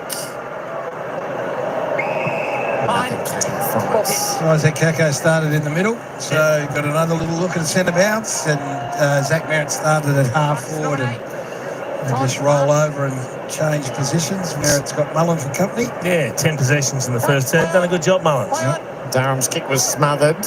Goldstein trying to pry it loose. Atkins sticks the tackle. That's 3 for the Knights. Mark, Todd, going back. Let's lean into each other again. Durham dispossessed. Manor couldn't get through. Came out at the last, but not to any advantage. This is where, from an Essendon point of view, you got to, if you're at the stoppage, you've got to also look down the ground. Yep. And right now, you've got the Koning who's on his own or O'Sullivan on your own. So that then dictates how you use the footy out of this stoppage. And I'm not sure, too many players are doing this at times. So if you win possession here, an Essendon player, and bomb it long down the line, you're asking for trouble. Also got Max Holmes sitting loose at the back of the stoppage. Bailey Smith looking to create, finds Holmes. When does he not? Holmes right to the teeth of goal. Up went Humphreys, couldn't take the mark. Blackiston to clear. Laverde, Shields run out of space, did well to create, but he's going to turn that over. There's an example of what we're talking about. That just says get it out of my area and not understanding what's ahead of the football. To Bowes, again the not 15 call. So Cameron's not part of the action, but Blitzers is front and centre. Probably has to take a shot from there, Hutto, doesn't he? Just got too many targets up forward. If it's Neale, it's Cameron, it's Blitzers, and then you've got the smalls that all create space. So difficult for the Essendon defence. He did look to the left and the right, but he drives it through. The Cats 8th, and as Gary and our experts identified before the game tonight, this is part of the Geelong method of changing things up as we get to the business end of the season. And I love it. I love that you're having a look at everything at your disposal, and he can do anything, this fella Mark Blitzers. But again, it's an Essendon player winning possession and just handing the ball back. So here's Dylan Shield. What do you want him to do? Well, maybe go back to Laverde, who then goes back somewhere else, and you buy yourself a bit of time to get some representation ahead of the footy. Don't just blast away like that and hand the ball back. You've been doing it all night, I'm sure. It was mentioned at quarter time. I'm damn sure it was mentioned at half-time. Great Mark Blitzers. When you've given up the record, you've taken the record, or sorry, the opposition have taken their record intercepts. And yet here we are, a couple of minutes into the third quarter, and you've handed the ball back already on a couple of occasions, and it's cost you a goal. On Sunday, the Cats turned on a 9-goal third term against Port. What do they have in store tonight? Durham is onto the footy in the middle. Clean break for the Bombers. Puts it out in front of Perkins. He'll get there on the bounce. Driven all the way by O'Connor. Play on some call momentarily, but then Wright picked it up over the boundary. Daniel Smith. 474 metres gained in that opening term. In the opening half, I beg your pardon. 41 when last these two teams met, has 20 already. Stanley whacked it back near the boundary. Gresham motors on after it. Clark, what's he got inside? Nothing. Smith adds to his tally. Sends it up the wing. Blitzer's controlled it well and got it to his boot. He flares into open space. Shield and Bowes set out after it. Good bounce for Shield. Bowes sticks the tackle. Shield just had to give it away. O'Connor's up to it, and Bowes will be the beneficiary. Goldstein came at him. Bowes thought his way well through it. Kicks up inside the 50. No good. Laverde has it covered. Set nicely to his advantage, which he takes. Quickly shuffles and kicks out to the wing there. Renton. And his lookalike, or his young prodigy, and Clark. Across to McGrath. They work their way slowly but surely. Yeah, they're a bit gun-shy, Hutto. If Angus Clark had kept going, he would have got a one-on-one ahead of the ball. There was two pairs ahead of the footy. And I guess they're a bit wary of kicking blindly, but you've got to know what's ahead. Redmond McGrath got involved, and again, it is ultimately Clark that takes the long kick. Right, at least made the contest. Durham fights hard as he always does. The hands were sharp from Perkins to McMahon, who slapped it on the boot, and wouldn't you know it, he's kicked 3. And he is Essendon. Well, he knows where the goals are. Really good shepherd from Luau on the goal line as well, just working the Essendon, the Geelong player under the ball. It's a ball up for grabs. Hand pass comes out off one step. Really good goal sense. but just made sure that Nevitt had no chance of spoiling that while just leaning on him. That's a career best for Liam McMahon. There's a fundamental difference is when the ball went in, Big Peter Wright said, well, there's no other option than this ball's going to come to the ground or I mark it. So you get a contest there, ball goes to ground, stays alive, and they're able to scramble a goal. That doesn't happen if Peter Wright doesn't come charging out and play with some presence and impose yourself on a contest in the air. Last pick in the mid-season draft. Getting his crack at the AFL at last. Terrific story. Drafted by Collingwood. Co-captain of the AFL for Carlton. And here he is playing league footy for Essendon. He's got the Holy Trinity already. Kako causing chaos in the middle. Worked it forwards. Gresham left it behind. Durham tidies up and gets it back from Goldstein. Kicks inside 50, low down. Kept out of the clutches of May.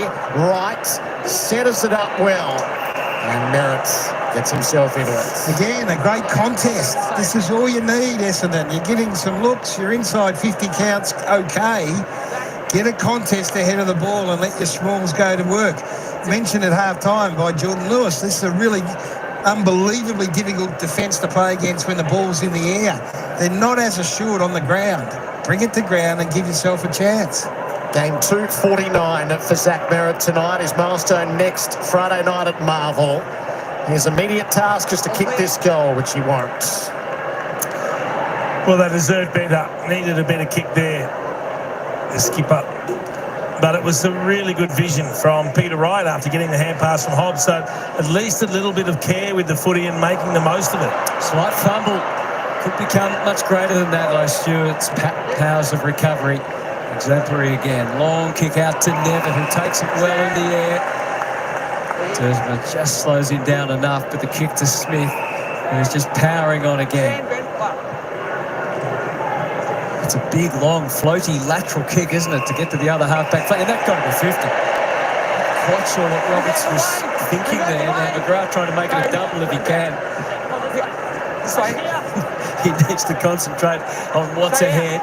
Nevitt's pushed down, so is Blitzars. Cameron angles his lead, then pushes Goldstein. Can't get a fly because Nevitt does. Pryor, a big tackle from Jeremy Cameron. Star on the tackle from Jai Clark.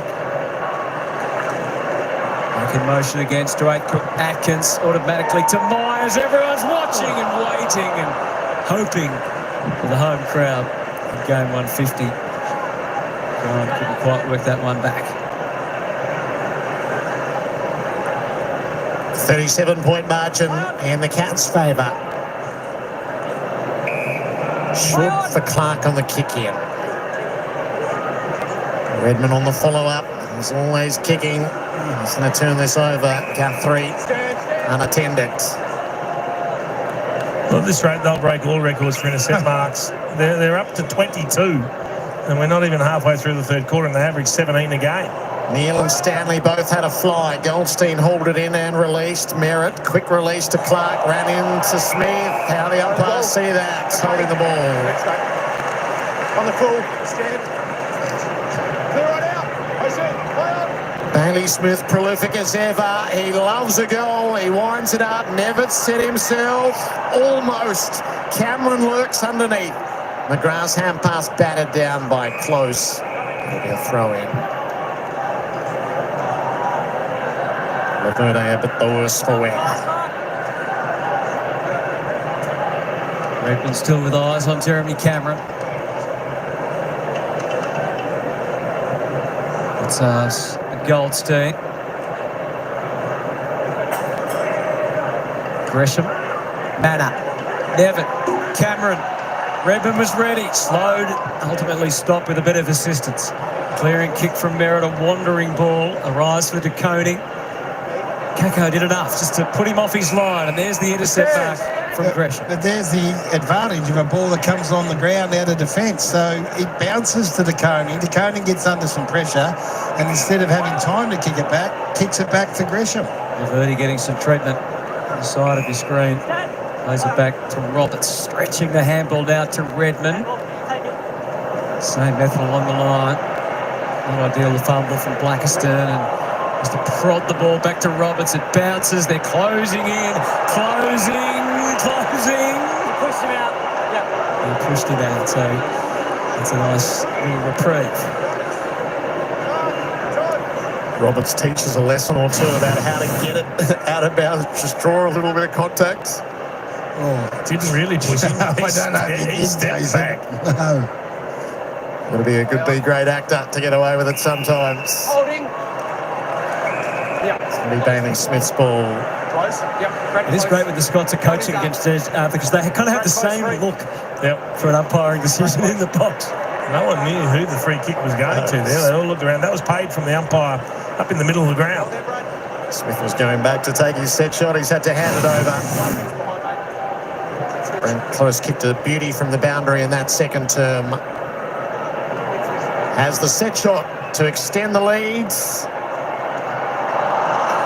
Just hitting the posts.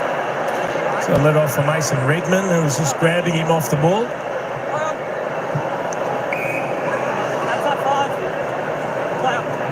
To Dursmer and then onto the wing. De Koning can get a fly at it. Well played right to make the spoil. Holmes served it out to Clark and now to Smith. Plays it wide in the Manor direction. Good vision again. He could have blasted away to the goal square, but he saw Manor in a little bit of space. So they're just making the most of their inside 50s. Look, they got a contest up on the wing there. The Bombers, they got beaten for the ground ball this time. 3 behinds last week, Sean Manor. 20 goals for the season. Made a late start. Still had 10 score involvements last week in the scoring feast. And they produce a straight kick. That's how you do it. Sean Manor delivers for the Cats.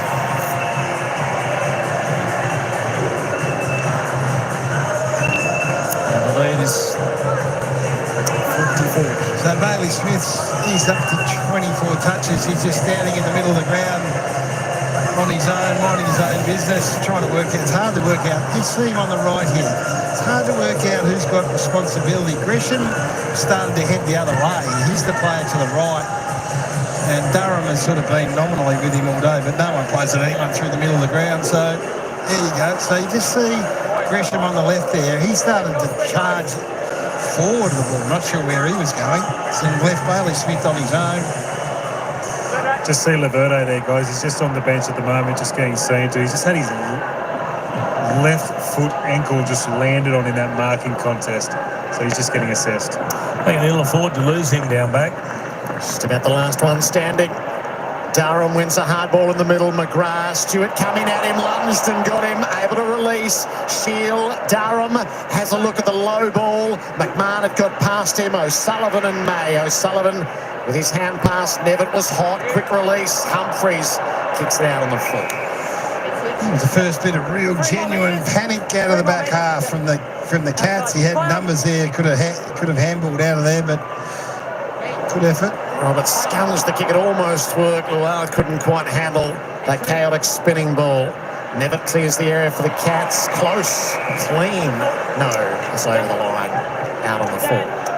So again, you're talking to your forwards. Just give us a contest. If we're coming along down the line, whether it's May or McMahon, you need a contest. Roberts launches. Oh, even better, take by Wright. Sullivan went early.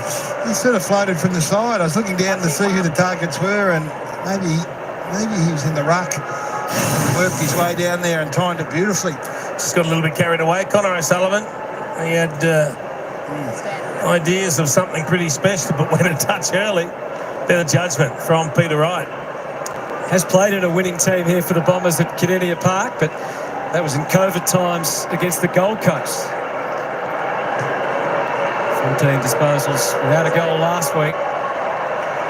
And a kick like that is not going to change the equation for him. The leading goal kicker on 24 goals for the season. Still Liam McMahon with their only majors. Stewart gets the Cats moving. Holmes is his target. Durham is with him. Holmes takes and plays right on. Puts Mullins into space. Links the hand pass up with Bose. Has Blitzarves over the top. He'll use him as the link.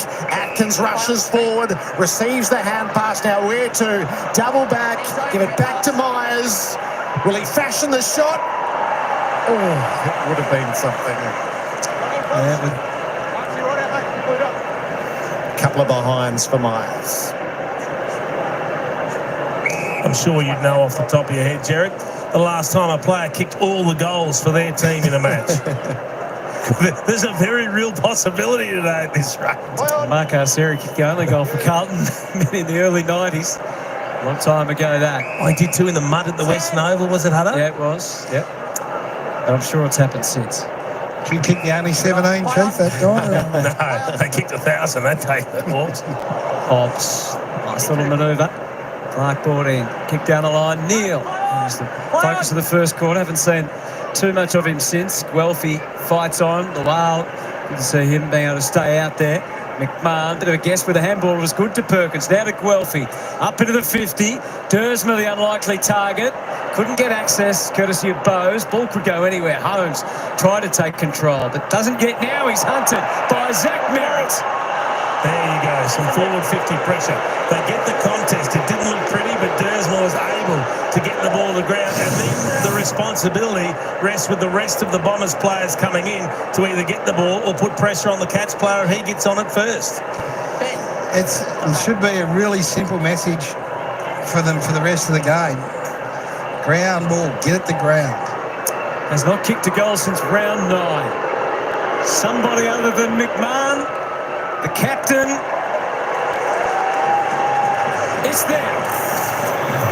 It wasn't a pure strike. No, he's had a couple of shots this quarter, but he gets on board. As we mentioned, he's spent a little bit of time at half forward, also playing up on the ball, sort of rotating through those positions. And Zach Merritt does what he always does. He works hard. He hasn't found as much of the ball as he'd like, the 14 possessions, but now he hits the scoreboard. So they've only taken 3 intercept marks this quarter. Now, it sounds simplistic, but it is a real narrow focus for their big men. If it does come in to get it to ground, and then when it goes to ground, go to work. And Zach Merritt always goes to work. He's a ferocious worker and a hard tackler. So there it is. That's why you'd be prepared to put the footy on the ground against Geelong. And without Jack Henry, the Cats are a little undermanned down there. Yeah, so ask some questions of them in a different way. We know they can intercept mark as well as anyone. What do you like when there is a ground ball in your defensive 50? 2 goals each in this third term.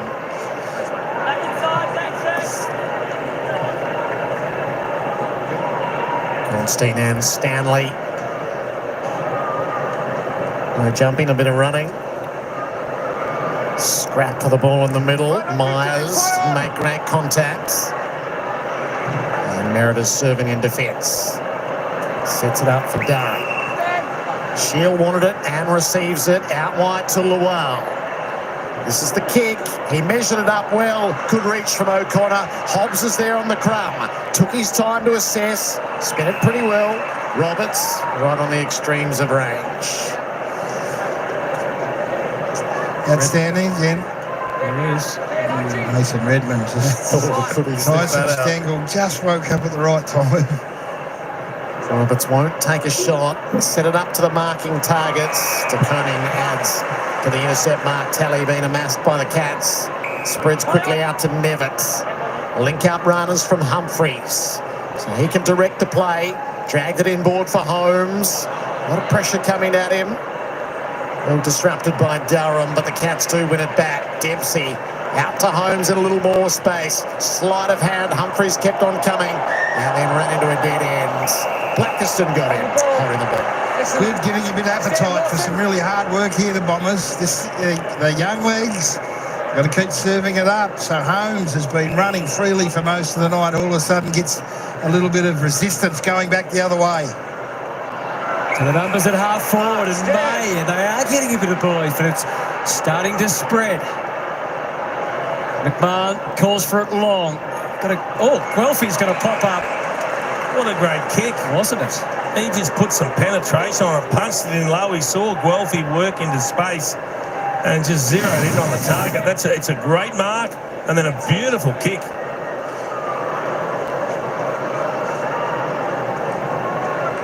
And trying to subdue Tom Stewart as he did last time. Fair run up. He's going back to the wing.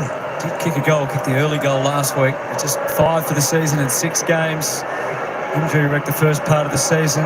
Sent back to the VFL. So there's another bowler who'd like to finish off 2025 well. And kicks like that are going to help. Is it carry? David Roden says yes. And the Bombers are having a bit of time. Yeah, deserved reward for a good passage of play. They get the good contest. The long kick goes forward. Archer May rises and takes the big contested mark. It's a beauty. And then for a big man, the vision was good and the execution was just as good. So, Jason, they've taken 16 uncontested marks to 10 for the quarter. So they're putting a value on the ball. So in their first half, they played as if it didn't really mean that much, and they handed it back consistently. Here, you have it. This quarter, they say, no, we're going to work hard enough to get it, and when we get it, we're going to treasure the possession. Don't hand it back. Work hard in your forward 50. Get a contest. Halve the contest. They've had a good period. That's 3 goals to 2 in this third quarter. There is resistance. Couple in a row for the Bombers for the first time tonight. Ruckman did get a go at an awkward bounce. Gresham trying to get it to the wing. Holmes onto it. It's not 15, so Gresham then laid the tackle. And Williams holding the ball. Holmes will be as miffed as he was the previous time. Gresham gets it going forward. One of the Bombers got in the air. Oh, brilliant by Clark. No mark. McMahon's kicked 4.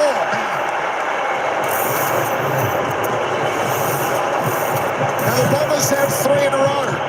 And look at the contest from Guelphy, just charging at it. Nearly poleaxed himself, but the ball comes to ground. And we sound like a broken record, but every time they've managed to bring that ball down and get numbers around it, then they've created opportunities. He just comes charging in, Guelphy. Look, he doesn't get close to it, really, but he just does enough to worry the ball to ground. Jai Clark was crazy brave going back with the flight, but you got to meet it. This is what football's all about. You got to walk out there and meet the challenge. And Jai Clark came one way, and Guelphy came the other and met the challenge. It was terrific from both of them. Ground ball. McMahon's kicked 4. Jeremy who? First half inside 50 retention for Essendon was 47%. This quarter, the third quarter, 78% retention going inside 50. And they're back within 28 points, and suddenly it's game on. Dylan Shield, forward handball, Goldstein. Snappy hands to Kako. Asked some questions of Atkins, floated again. The man of the moment, just underneath the ball, McMahon and decoding where he should be. And needed to be for Geelong. That's to O'Connor.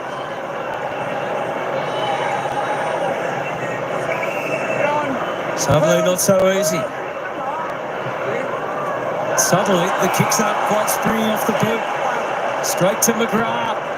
He had May and couldn't find him. Stewart was able to cut that end with brilliant. It's a disappointing kick from one of their leaders. They got them under pressure and they go back and let them off the hook in the manner that they did in the first half.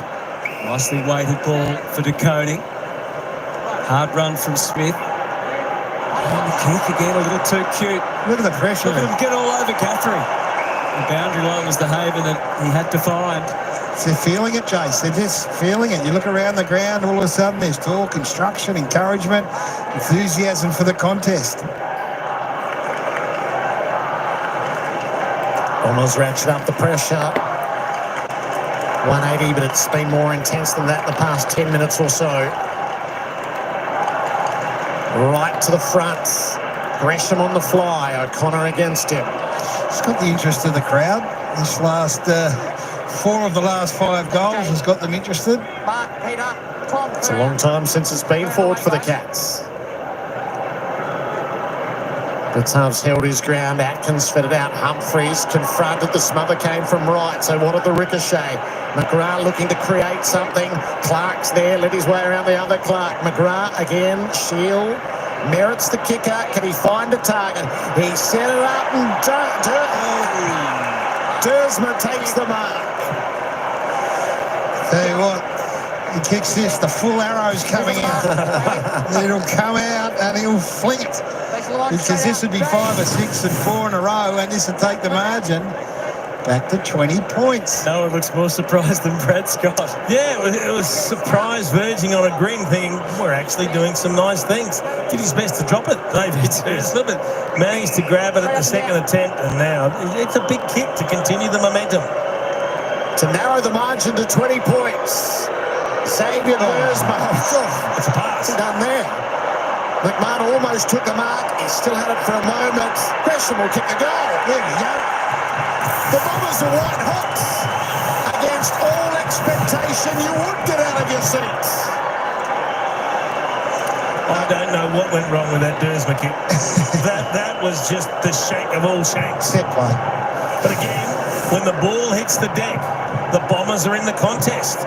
They kept it alive. Well, it was obvious, wasn't it? It was obvious at half-time, and they'd given up 19 intercept marks, that something had to change. So get the ball to ground. They've been inside 50 13 times for the quarter. They've kicked 5 goals too. They were at 26%. Their scores per inside 50 in the first half. This whole thing swung on its head. And they've got some... You just look around the ground, you've got some exuberance and enthusiasm, and Merritt's leading the charge. McGrath's been sensational in the middle of the ground, and Durham. So the senior blokes have said, no, we're not turning this up. And Catman's, his whiskers have got all fired up.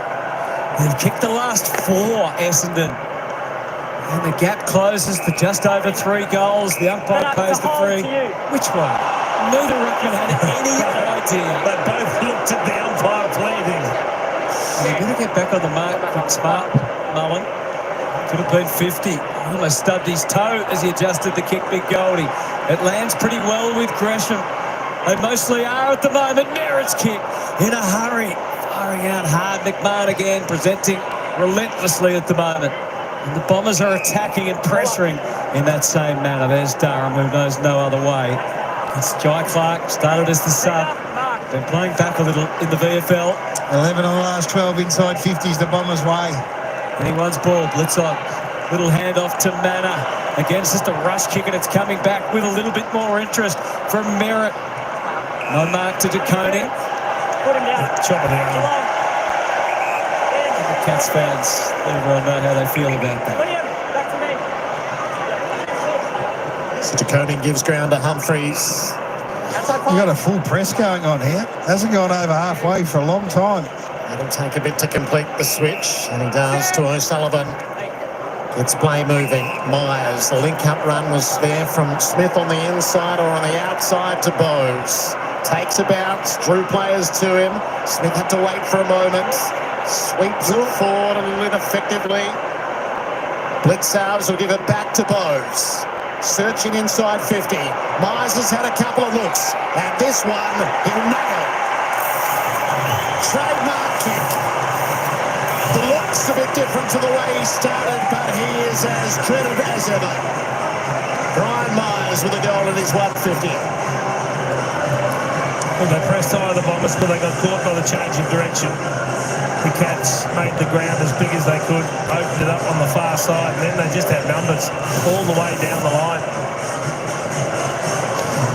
So he's just a master, we know that. This is their best passage. They've been stuck in their defensive half for a long time, and well, their runners get involved. It wasn't tidy. I mean, that handball was a bit speculative, didn't quite nail it, but you just know they're going to keep turning up for each other. And there's Myers running down through the middle of the ground, just followed the ball down, and around the corner, no one better.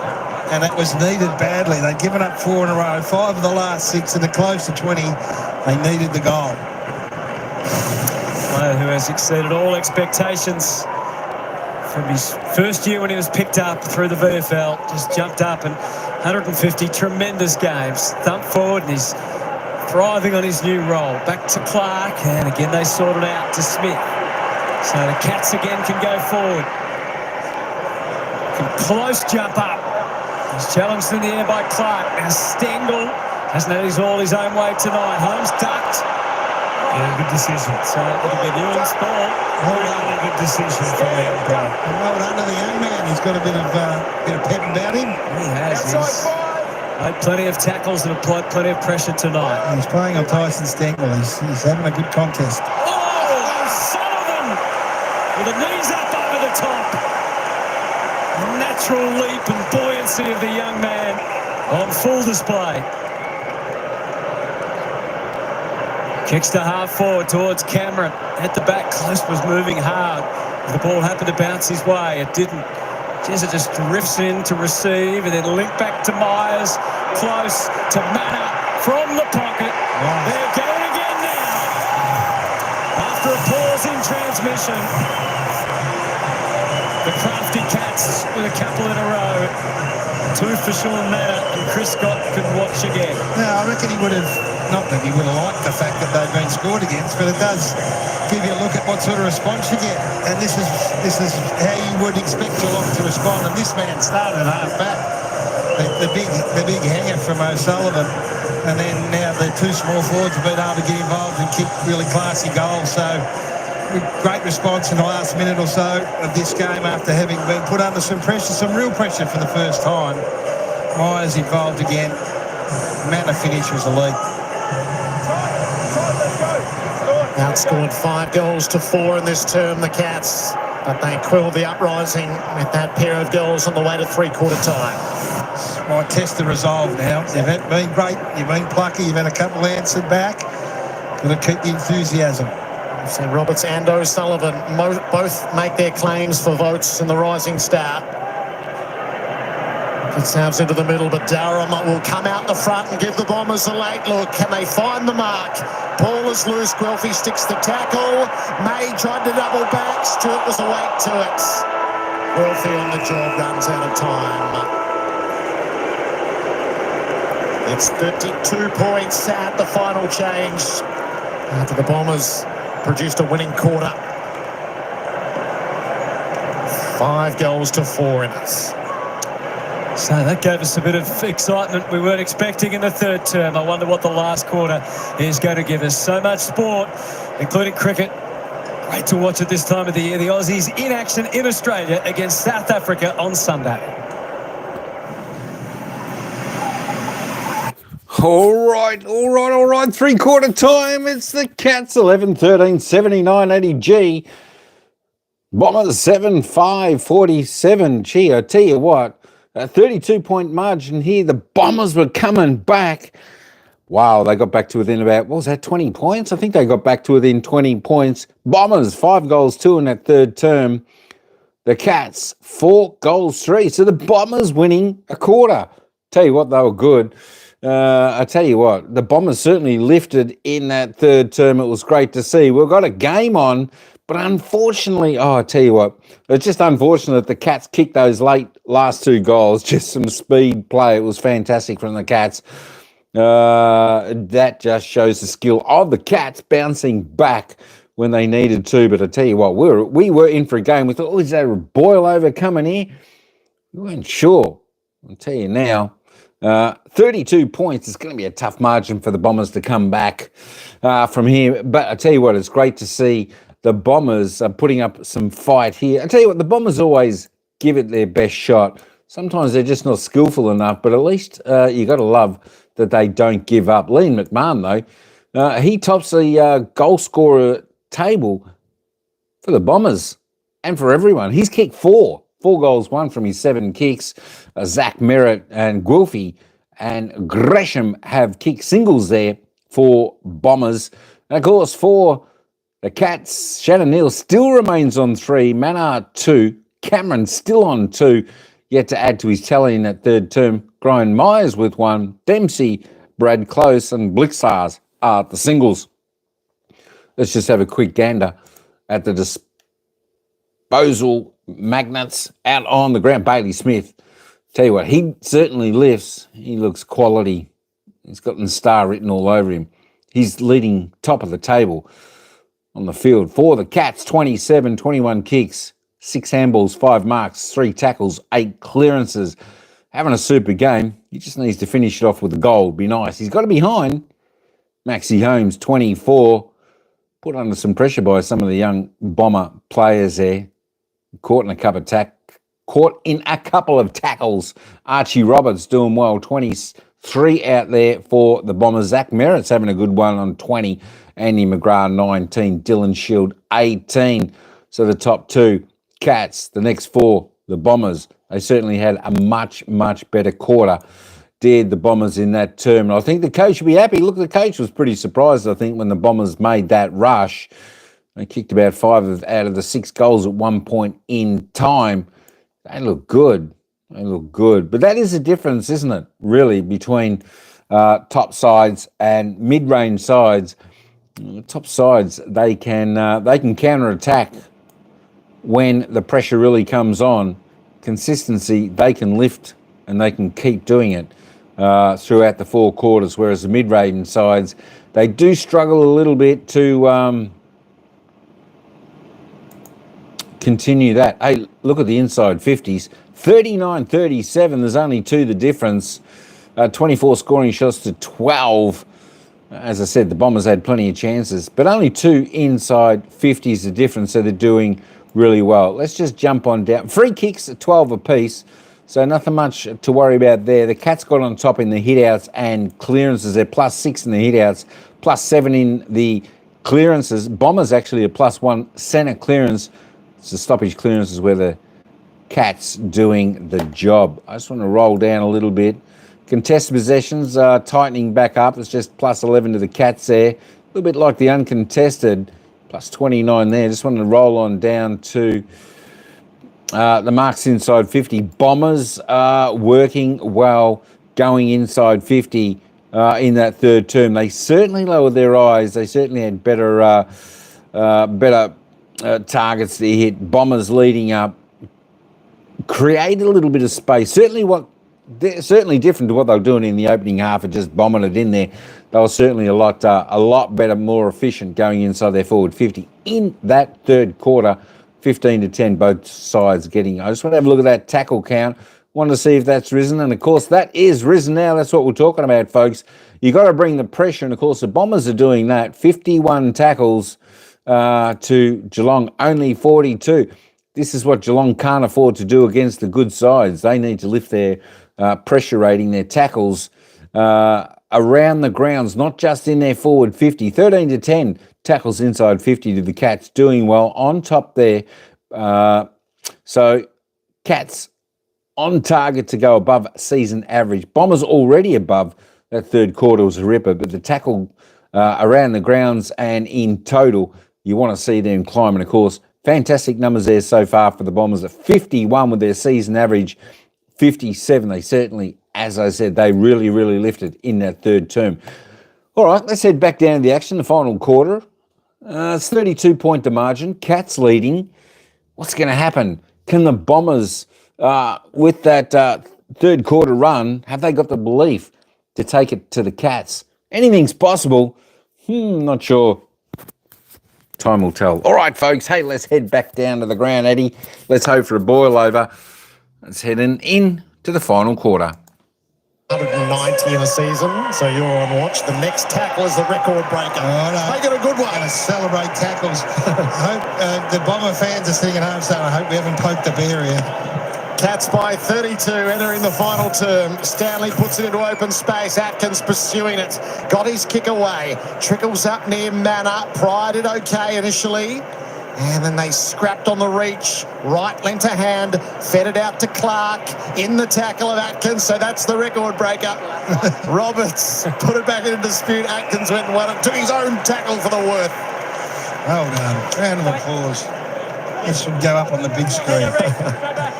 Sean Manor is getting a little bit of attention to the side of all of this. Atkins back into the fray, can't manage a disposal. Do you think, Hutto, that we had the binoculars? Did you have them on Chris Scott? Was he a little animated or not?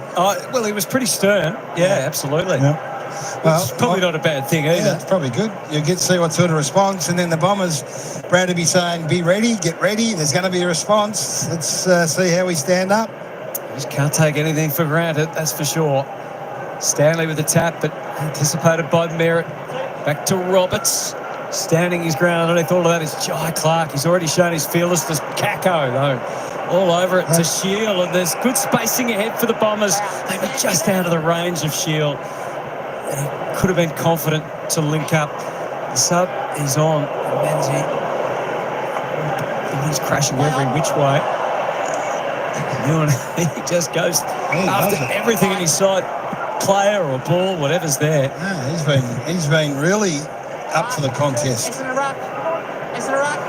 No Essendon ruck. If he gets No Essendon ruck. his bearings back, there's no Essendon ruck, so Blitzhouse can grab, but then getting rid of it is the next thing. Fine. Oh, very lucky to get away with that because he had it tucked under the left arm and it was free. Peter Wright's kick right and play. He's going, someone put your hand up quickly. No Essendon. No Essendon. Oh, that's extraordinary. They were so close, and yet still they couldn't work out who to nominate. Atkins strips the handball out. Mullen plays it along in front. He's waiting for the right time to join the fray with Manor. I'll take it. He'll have the ball up. Peter Wright now runs up and says, all right, if you need a ruckman, I'll be in. Come back this way. The Wild subbed out, had the sticky landing early in the game. Thankfully, he was able to play on. And he gets the early out. Shield tossed it forwards. Gap free with yet another intercept mark. So John Menzies gets a look at some action, which he needs to build his case for what comes next as well. O'Connor takes off for the Cats. Uses it short to O'Sullivan. He'll give it back to O'Connor. Blasts it forwards, not really to advantage, and Laverde had that well scouted. Quick movement, Gresham was set up, Holmes hit it hard, Shield though onto the crumb, releases Roberts, leading all comers for the Bombers tonight. Sets it up near the 50, he made wait, he wore some contact, which the ump didn't like from Stewart. Straight away, Archer May. Go through. Got that point. Clear out, Angus. Stand there. Will Archer have a lash? Well, he's got this in him. We've seen it this year already. He's got this distance quite easily when he does have a crack at it. Mistimed one earlier. Maybe it's just knocked him a little. Sets it up over the top of McMahon. Ground ball, Durham. Knocked it goal side, trying to create. Mullen sweated on by Merritts. Ball up. Right there. Rucks. Mark. Archer. McMahon waiting in the goal square. Wait a little longer. Merritt's just a little worried about his right hand. We've seen him twice. Yeah, I was going to say he's held it a few times tonight, Jared. Already he's hit it a couple of times. Full test on the wing just before the start of this quarter was one of those times, Moons. Game 250 next Friday night. Archer and Mark. Same again. In theory, at least. You guys. Just a little holding pattern here in the pocket. Bombers, can they get a little bit of inspiration early in the last? Nate and Blitzar's tied up. On the move, Durham knew exactly who to give it to. McGrath. And he honours the outstanding setup by squeezing in the goal. And look at the infectious excitement not shared in the Geelong coach's box at all. Chris Scott does not want to see what's out there. Sam Durham's been fantastic after half time. He's sort of normally been against Bailey Scott for most of the night. But just on the move, they're all on the move. Gresham's on the move, McGrath's on the move. You mightn't get the footy when you're on the move, but you create some space. So he comes in and out, McGrath, opens up a hole behind him. Gresham it might have been that floats through there. Leaves a hole behind him. Jai Clark get a hand to him, McGrath kicks a goal. The Durham hand pass was good, wasn't it? But this is exactly what they did in the third term. They were able to take territory and then lock it in, then keep it in until they scored. That was the pressure they were able to exert. They've started well again here and fancy their chances. You can see the body language. They've got themselves in the contest. Had only kicked one goal in 3 seasons. We know as a half-back flanking, his move into the middle opens up that possibility. First goal of the season for Andy McGrath. Second attempt for the Rucks. Holmes gathers, released Myers. Good hand pass out the front to Stanley. Checks his kick for Neale. I haven't seen much of since that opening term foray. Well, we do know that he's got a beautiful leg, Shannon Neale. Big man to big man. It was a great pass from Reece Stanley. He signalled immediately to the umpire, I'll take the shot, because he does have this journey in his legs. 3-goal opening term. The main act affair. A long ranger. Shannon Neale got close to the man on the mark. He got too close, didn't he? Come up a yard or two short, and Wright sees it through. The closer you get, you've got to kick the ball straight up. You lose that distance that it's got. Well, the Cats haven't really put together a terrific performance tonight overall. Well, they haven't, but sometimes this is reflective of that draw as well that everyone's talking about, Hunter. Not playing the top teams, you get in a little bit of a malaise of just going through the motions because everything's so easy. Yeah, and this bloke's having a massive say in what's going on in this second half particularly. Riley the Knox getting it forward through McGrath and then to Shield, deep on the kick, Welfare behind, Pack crashed, Gresham threatening. We kick Gresham. Back to Gresham. So that long ball in, Hutto, was, if you compare that to the long balls in the first half, you're just looking at two different games. Now you're getting a genuine contest in the air, and the ground ball, the boys are getting to work, and it's giving Geelong some issues. No problem with the free kick. He hung on too long and threw him to the ground. But you'll find that he's not a long kick, Jade Gresham, and from this distance he tends to arc right out to the right to get that extra leg around the corner. No goals in a month, but 9-7 coming in. He's kicked one already. It was a vital one. That was beyond him. As you see, the kick falling short. Ripped away by Dersman. O'Sullivan eyed it up, and look at those Bomber fans. We know what happened with his last shot for goal, but at close range. It's got to come out. It's got to come out now, Adam. Target hit once. Casual celebration, but the Bombers' belief is growing again. It's back to 21 points. Oh, it's been impressive. It's been really good from an Essendon perspective. They haven't given up. They've found a way to compete. Things weren't on their terms in the first half, but then they've just reassessed things at half-time, and they've put a priority on getting a contest. They've made sure that they've fought hard when the ball's hit the deck, and it's paid off. They've managed to trap the ball inside their attacking zone, and they've kept it there until they've scored. It was a really good mark, just taking the front position, man in front. Well done. And he had been playing half-back there for a little while as well, Dersman, so like his game from the opening bounce looked to be one that's determined to really finish the season strongly, and he's always had this in his kick bag, and that's what the modern-day wingman will do. 21 points was the margin at quarter time. It got as far as 44. A ruck free kick paid. Myers, crafty through the middle. Checks his kick a bit too strong for Cameron. He did enough to not give away the free kick. Neale laid the tackle, and Manna is the beneficiary. The instant reply. Sean Manna with his third. The buffer back to 27. One of the few mistakes Archie Roberts has made today is that clearly Essendon's leading ball winner. So the centre bounce clearance here, he should have marked that, Redmond. He had Cameron under the footy, but then the give up was from Roberts into the hand. So this was a bad miss from Redmond. And then Roberts, was it Roberts? I don't know. Maybe I'm being a bit harsh on him. No, it's prior to Liberty. Yeah, that is. I apologise profusely. Should have known better. But it's a good response. Sean Manna has been superb when he gets an opportunity. He only needs half a step. He's one of the hungry Cats that weren't part of the 2022 season. What a recruit he's been. Mature age, of course, his story. It's been well told since made his debut early last year. Oh, there's a missed grab on that, and just for a moment the umpire was threatening to penalise him. Very strict fashion, but decides it's worthy only of a thrower. Backward from May against Blitzars. Atkins takes the territory. Try gets a second crack at it. Stengel happy to be the tackler. Roberts sold him with the first, took a bounce. Neale was in hot pursuit. Roberts took the corner well. Back to Laverty. Leaded him. Now Clark. Cats trying to apply some pressure of their own. Goldstein. Clark again. There's May or Blackiston out there on the wing. Didn't really sort out who was going to do what. Bose was all over it. Dempsey. Close. On the fly, Bose sets it up for Blitzars. Who holds on.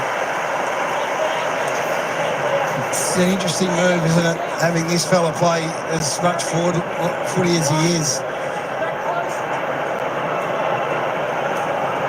So much experience with this Geelong team. Jez is having a chat with Todd Goldstein about the weather and who knows what on the land. Blitzar's closing in on 300 incredible games. He's kicked his second. And that experience and talent counts for plenty. Even though he's not a natural goal kicker, his two have counted for a lot tonight. Yeah, it's another weapon to have forward. I'd love to have listened to that conversation between Goldstein and Cameron. I reckon Big Todd's saying, well, I'm not letting you wrap around for the hand pass. Jeez, I might have said back, if I go, you won't catch me anyway. Yeah, you're not going to have much say in it. Correct. But he let Blitzarves go back and take the shot, and he snapped beautifully around the corner. The thing that he is smart with Tarves is he just gets through the contest. He's just, you know what sort of an athlete he is, but he just finds a way. I don't know whether he's an exceptional reader of the ball. I don't know what it is, but he gets the contest. And as a forward, that's a great trait to have. Been an incredible student of the game, hasn't he? To have been able to, given he didn't have the complete football background, to be able to play so many positions, as you said, Gaz, and have the nous to do it. Yeah, he's now in the ruck. Bailey Smith on the turn, kicks it up for Dempsey, couldn't hang on. Blackiston pumps the Bombers forward. Humphreys goes against Durham. Will Crumbs. Kako around to Merritts, plays it out for Goldstein. He's bounding across the turf. Yeah, like Kako in the middle of the ground. He's given them something different. Goldstein steers the pass for right. Stewart got it out of his grasp. Bowes quick release. It was a really good kick from Goldstein to right. That's one he needs to hang on to. But his hands do it first. He's got to make that his. Beautiful kick. A couple of goals each at the start of this final term. And the Bombers forge on, having been brave in the second half. Blitzarves knocked it to Merritts. Squeeze the kick for right. Hold in, Peter Wright. Peter Wright. Well, they keep persisting. He had front position. He gets the benefit of the doubt. Chance just to close it back inside 6 goals. Inside 5 goals. Got to remain competitive all the way through to the final siren, the Bombers. Looking for his first goal of the night, Peter Wright. That's the angle to deal with. And he's more than up to the task. The Bombers keep nagging away. Yeah, I think it's been one of their better performances. We've all been exposed to Essendon a fair bit by virtue of the draw, but this has been one of their more honest performances, I think. And right from the opening bounce, they had plenty of the ball, they had plenty of possession, they had plenty of territory. They just weren't competitive enough forward of the ball. And after half-time, they've righted that, pardon the pun. And they're getting a genuine contest when they go inside 50, and they've been able to get rewards.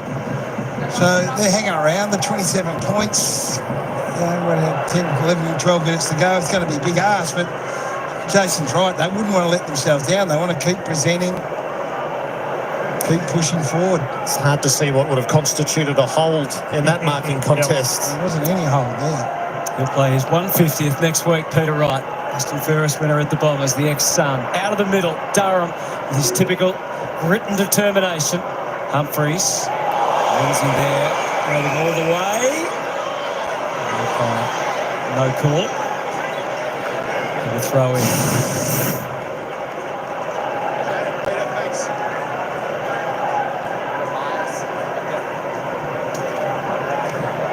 Did have the arms free, so not a slam tackle.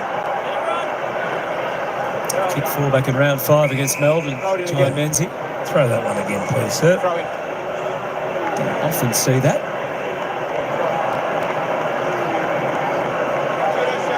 Sure the crowd will be supportive. They do provide a soundtrack. A little short again, and right with the tap down to Gresham. He got a little shove and into the crowd. to say the ruckmen do go back an awful long way. You ask a lot of the boundary umpire. He's got to throw it an enormous distance to get it in. Fight for back position. There's a free kick off the ball here against Mullen and Merritt. Merritt free kick, prohibited contact, play on. And Merritt takes off. Bombers surge again. Hobbs is down there. Big leap from Menzie. Free kick is going Geelong's way to Bowes. And that makes the home crowd feel a little better about things. It hasn't been the night they expected. Not really what they came for. Danny Smith works it up the line. Myers has come into some space. How will he use it? Beautifully as always to Mullen.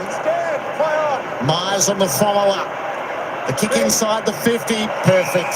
Close. Can take the shot. It's good running from Mullen. It really is. He and Merritt have been at it all day. So he's given the free kick away on the half-back flank. He's chased Merritt inside forward 50. And then he's worked down the other end of the ground to get involved in this. On that line, stand. Brad Close has a goal and a poster from his 2 shots to push the margin back beyond the 5-goal threshold. Made David Roden work a lot.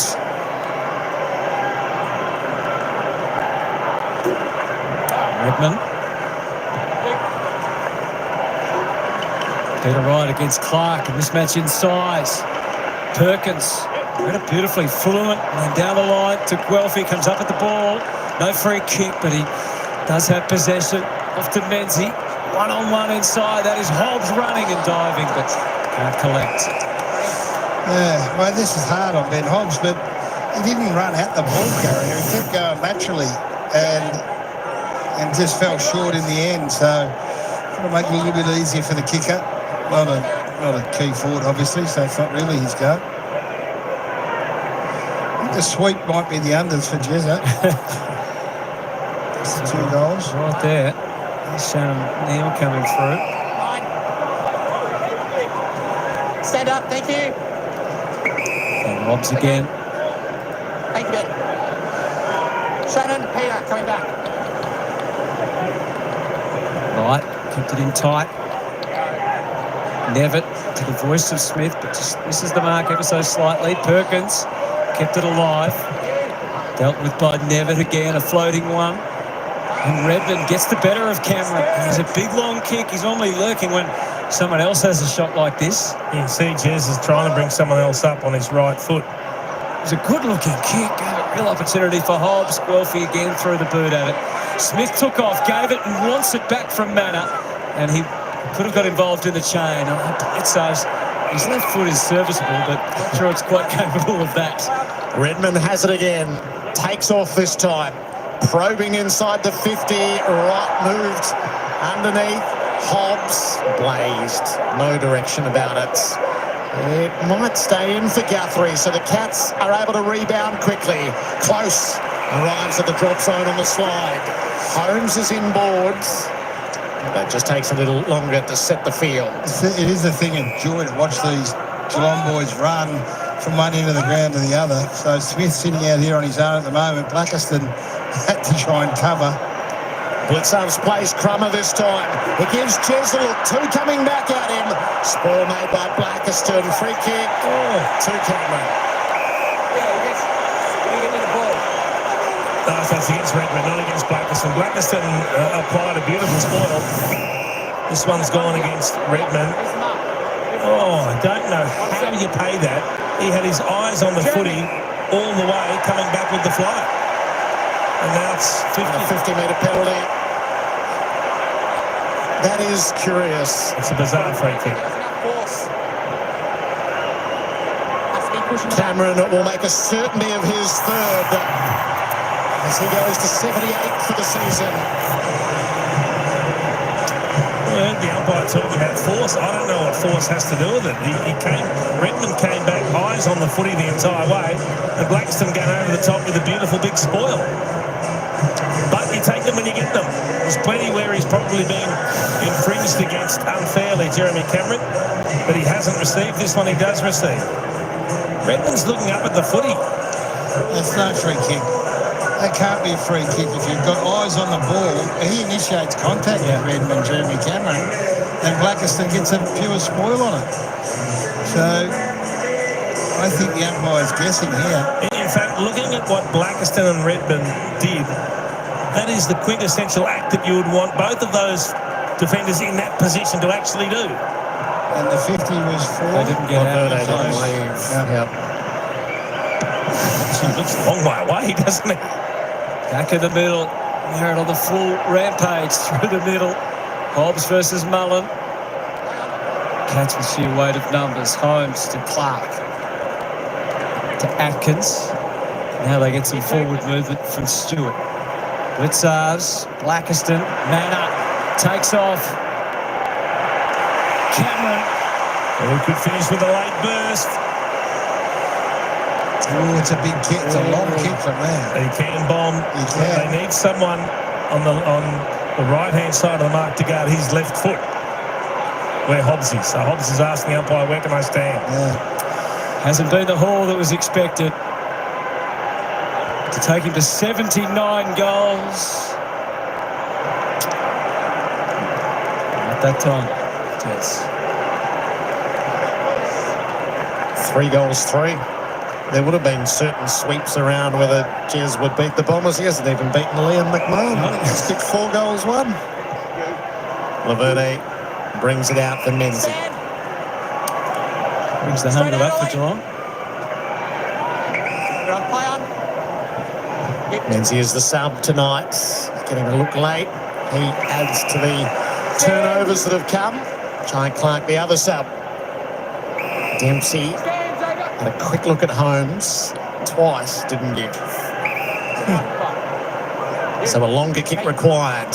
Up into the forward line. Cameron to the front. Punched away by Laverde. It's been good, Laverde. I think he's been one of their better players tonight for the Bombers. He's held up well down in defence. He's alternated on a range of opponents. He had to go on to Neale early when Neale got off the chain. He's spent time on Jeremy Cameron as well, and then he's marshalled the defence pretty well. Forward 50 stoppage for the Cats. Looking effective from the tap. Mullen ran into Merritt, relishing the chance to tackle his tagger, and they scrap again. Merritt in and under. So that's going to be against Manna. I'll take it. Straight up, good scrap, Merritt and Mullen. He's had 24. He's worked hard. Zach Merritt always does. We had Jordan last week, so not much fun, is it? No, it is not. Maybe he'll get Windhager in his 250th. Who knows? Gresham does well, outnumbered Holmes. Cameron's got this one. Yeah, I want to disagree with you, Hello. Apologies, but Jade Gresham's got to attack the footy. You don't stand and wait for it. It was a beautiful kick to him that he can mark if he runs a few metres forward and takes the ball at the highest point. You don't have that much time out on the ground. Happy to be corrected by a Hall of Fame. I apologise. It frustrates me when players do that. That's 4. That's 4 for Jeremy Cameron. 79. And he can still get to within 20 of the magic 100 tonight. See players do it a lot, unfortunately, out on the ground. They think they're the only player out there and no one's going to intercept. The ball's coming to you. Go and meet it. As soon as you turn it over, you're in trouble. And this man is just starting to get a taste for a few late goals. Might still end up with 5 or 6. He's on track. I think we're going to witness something that has been absent in the game for a long, long time. He's been a bit symptomatic in the game. He's been in and out. There's been periods where he's been hot, and there's periods where he hasn't even had a look in.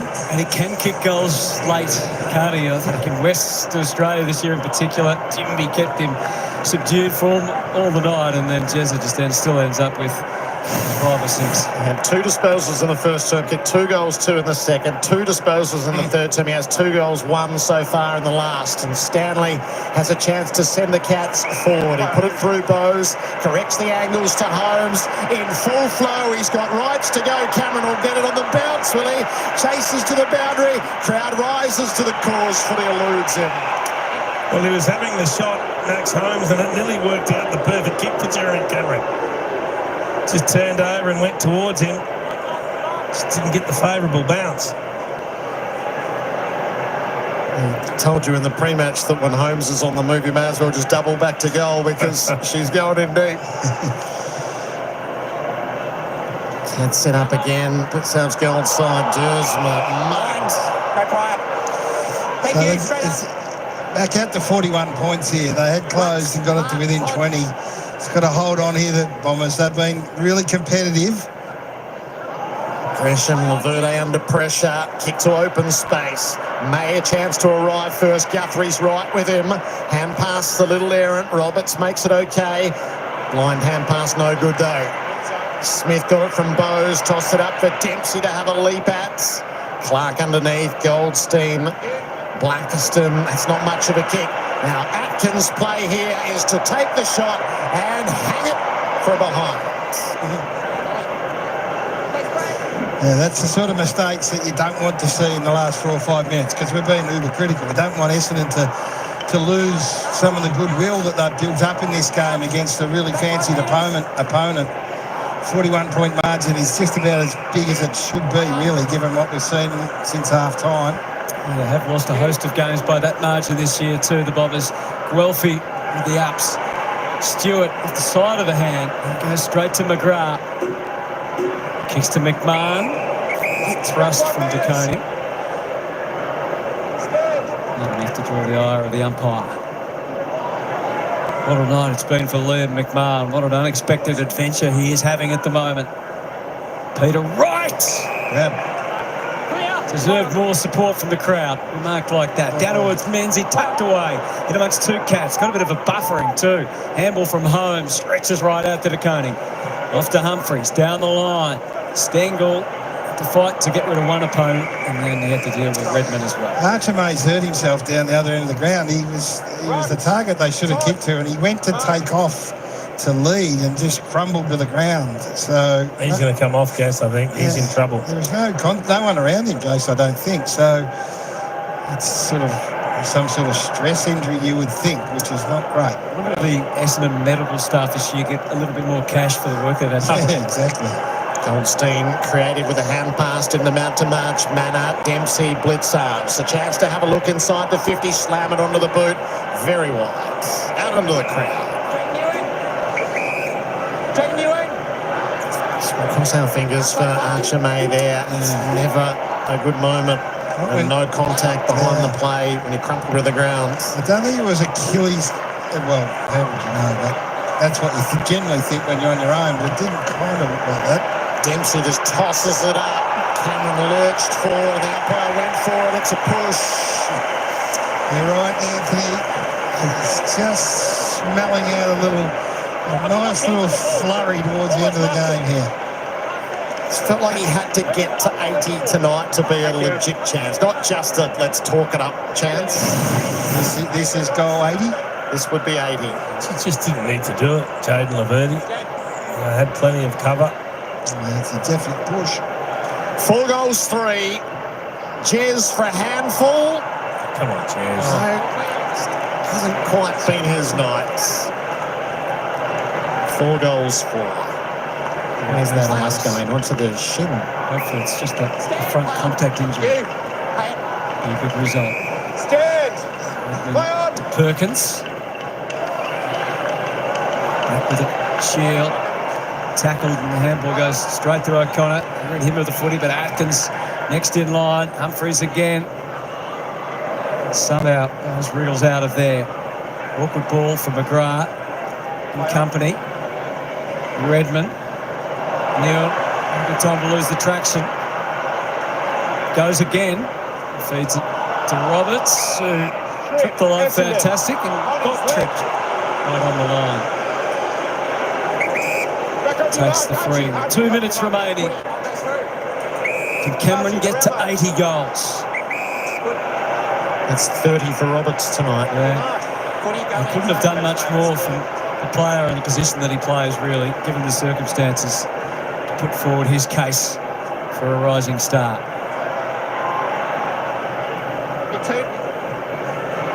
Right marches out. Moved over the boundary line.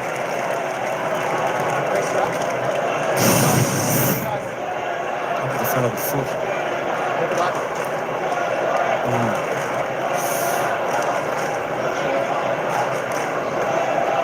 It's a strange one. Let's hope it's nothing too serious. Ice on top of the foot there is never a good spot. Stanley. High contact, Geelong. Free kick to the Cats. Here we go. It's taken. Here comes Cameron. He just had a sider from a very similar spot. You'd expect him to kick this one. His 9th shot. It could have ended up being a big night, despite the fact he hasn't dominated by any stretch. As his routine, he squeezes the life out of the ball, gets everything in line, and Jeremy Cameron, the running tally is at 79, and it should have been 80.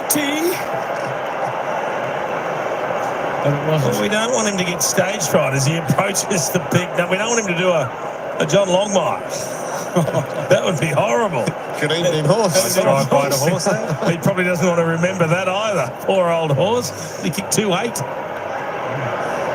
We haven't prepared that vision for when the moment arose, have we? And Bombers bring it out of defence. Merritt with footy in hand. Oh, the inboard kick. Goldstein. Where to spread. Back to the far side. Adventurous. Roberts on the follow-up. Still had Merritt on the outlet. Drew a lot of pressure to the captain. Goldstein back inboard. Roberts. Between the three of them, they probably have made a bit of a meal of that. O'Connor disrupts the play from a Cats perspective, and it's a ball up. Yeah, look, he's working his butt off, Archie Robertson. Sometimes tries to do a little bit too much. Needs to be careful. He's worked really hard. Had a great game. Thankfully, Manor. Smith's kick is smothered. Final seconds.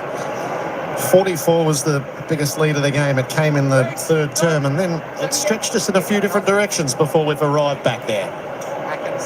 Sounded like the 10-17 just got into South Geelong. 15-19, 109 to 10-5-65. And that'd be the final scoreline. Or could there be a late one? Cameron working around the 50. Single figure seconds remaining now. The Bombers may be the late thrust. They've given it their best tonight. Stewart will clear the danger. So not quite what everyone was expecting. The Bombers with a gutsy performance. But ultimately, even without a huge Jeremy Cameron haul, the Cats jump to second for now at least and remain on target to get the double chance.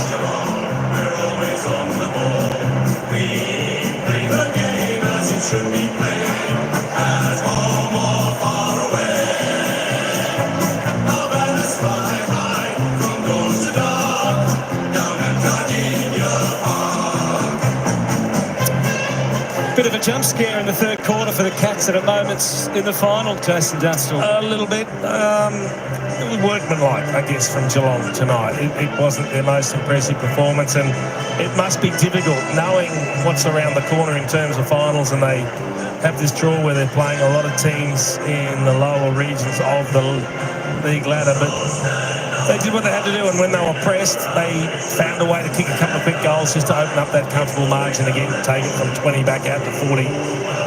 Jeremy Cameron, 15 possessions, 4 goals, 5. So he could have kicked 7 or 8 quite easily tonight. But Graham Myers was important. The Cats, of course, have the Swans. That will be a more formidable test, you would think. Probably It will be. their biggest test before the finals. It will be, and they probably need a stronger test. Something to really challenge them.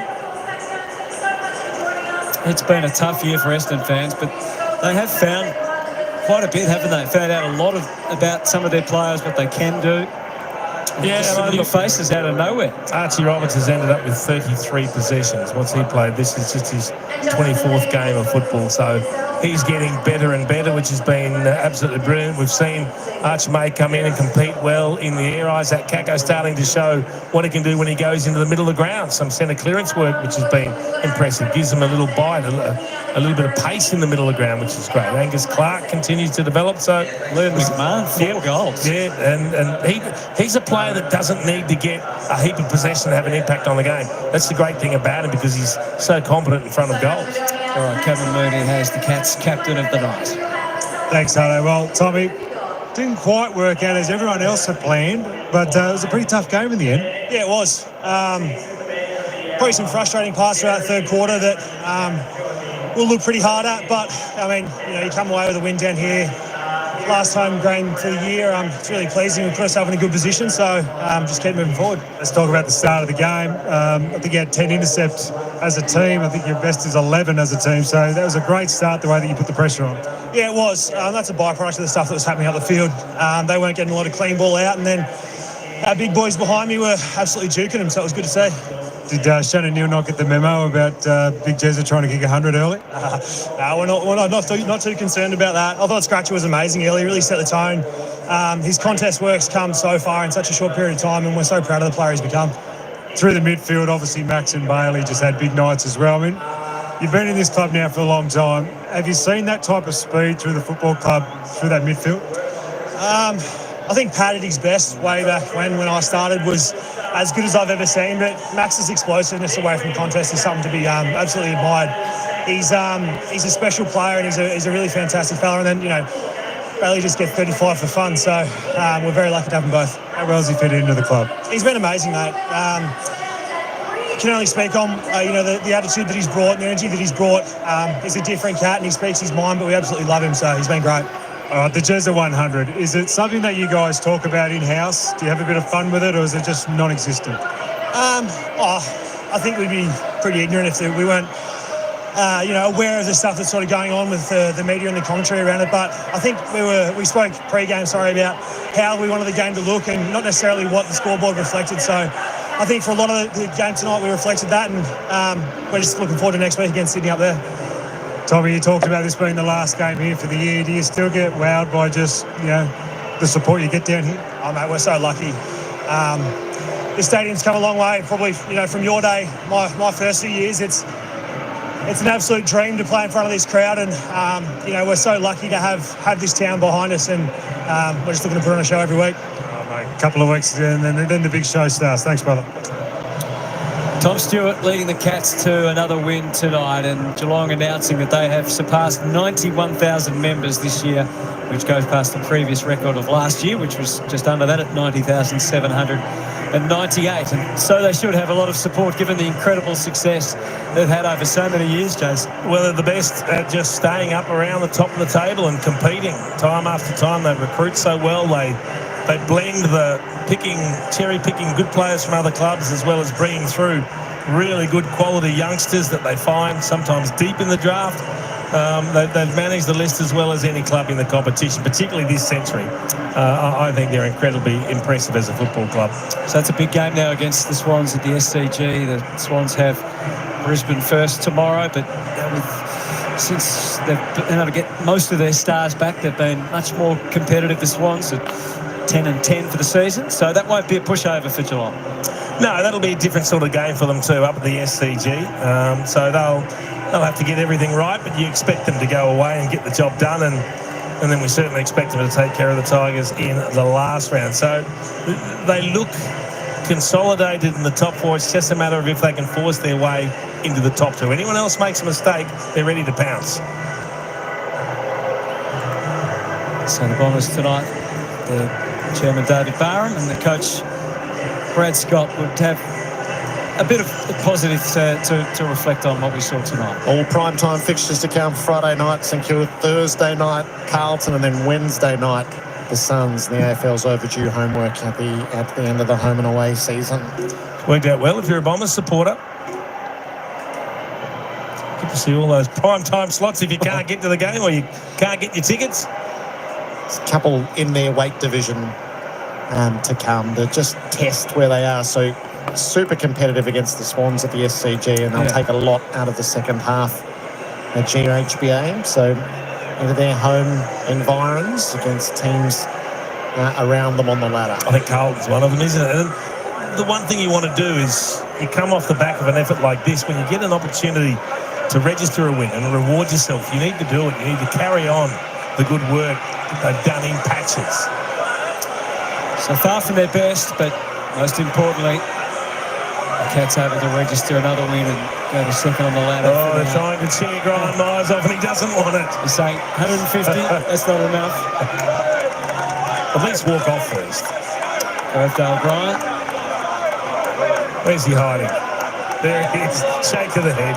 Very humble man. Just gets the job done. They're going to force the issue. He looks a character. At least you get to walk off. Walk off first. There he is. Have a listen to the roar. Oh, down he goes. He is a great story for a very late pick. And the way he's developed into a genuine A grade. Unique in so many ways, and now bringing those skills, individual skills, to the midfield. We'll see it in some form in September. Everyone's having trouble just pegging where Geelong is, and tonight's no help whatsoever on that front. They are as well. They're not quite sure themselves. And that's the difficulty of not having those challenges in the run to September, is you don't quite know. It is something they've experienced before as well, Jason. They've had it several times going into finals. And how has that worked for them? Well, yeah, it's not always great, but at least they've experienced it before. But they're regulars in the finals, so they'll know what to expect. And they'll go in fit and healthy. We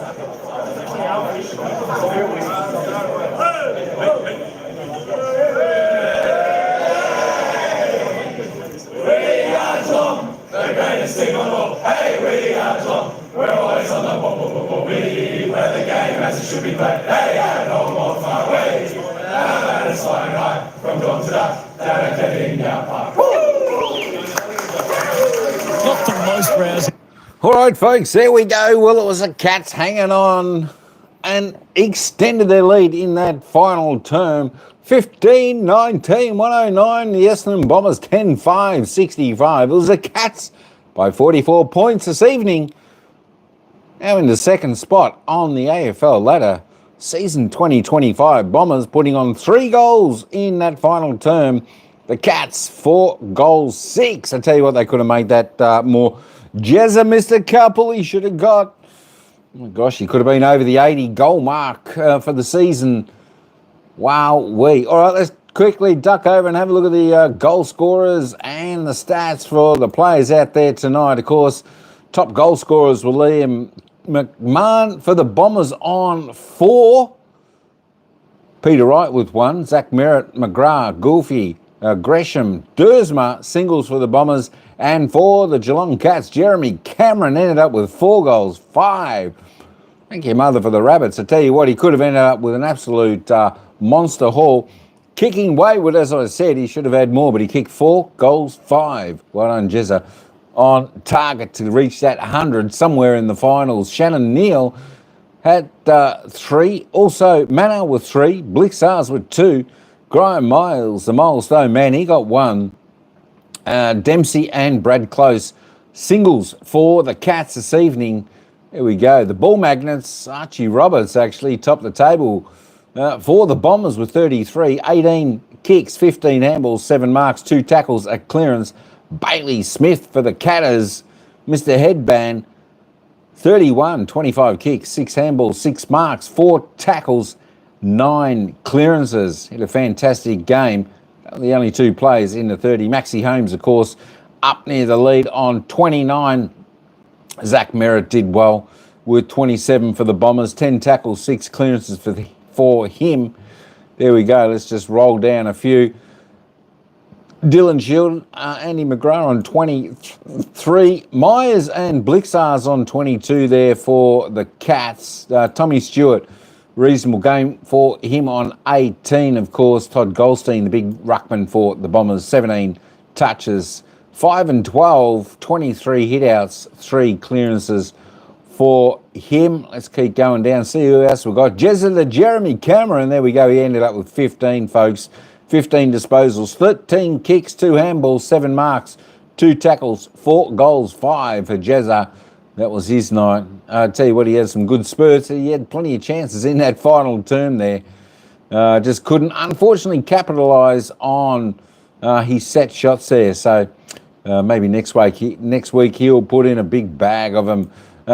Reece Stanley there, the other ruckman for the Cats, I think that was. 6 disposals, 6 kicks, 24 hit-outs, and 1 clearances. Just looking at the team stats there as we go along. Let's just have a little bit of a glance. It tightened up. It was only plus 18 disposal count to the Cats out there tonight. Inside 50s, 52 to the Cats. What are their scoring shots again? 34 scoring shots for 52 inside 50s. That is a fantastic effort. Tell you what, if they had a kick straighter, could have been a monster score. 47 inside 50s for the Bombers for their 15 scoring shots. So only plus 5 there to the Cats. So the Bombers did well.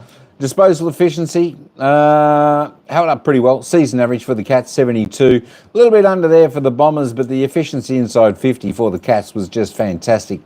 69%. Look at that. That's around 20%, isn't it? Somewhere there, 20% higher than season average there for the Cats. So absolutely fantastic. Free kicks, pretty much all tied up. 17-18, plus 1 to Essendon, the away team. Cats got on top in the hit-out department there, 44-31. They were plus 13 there.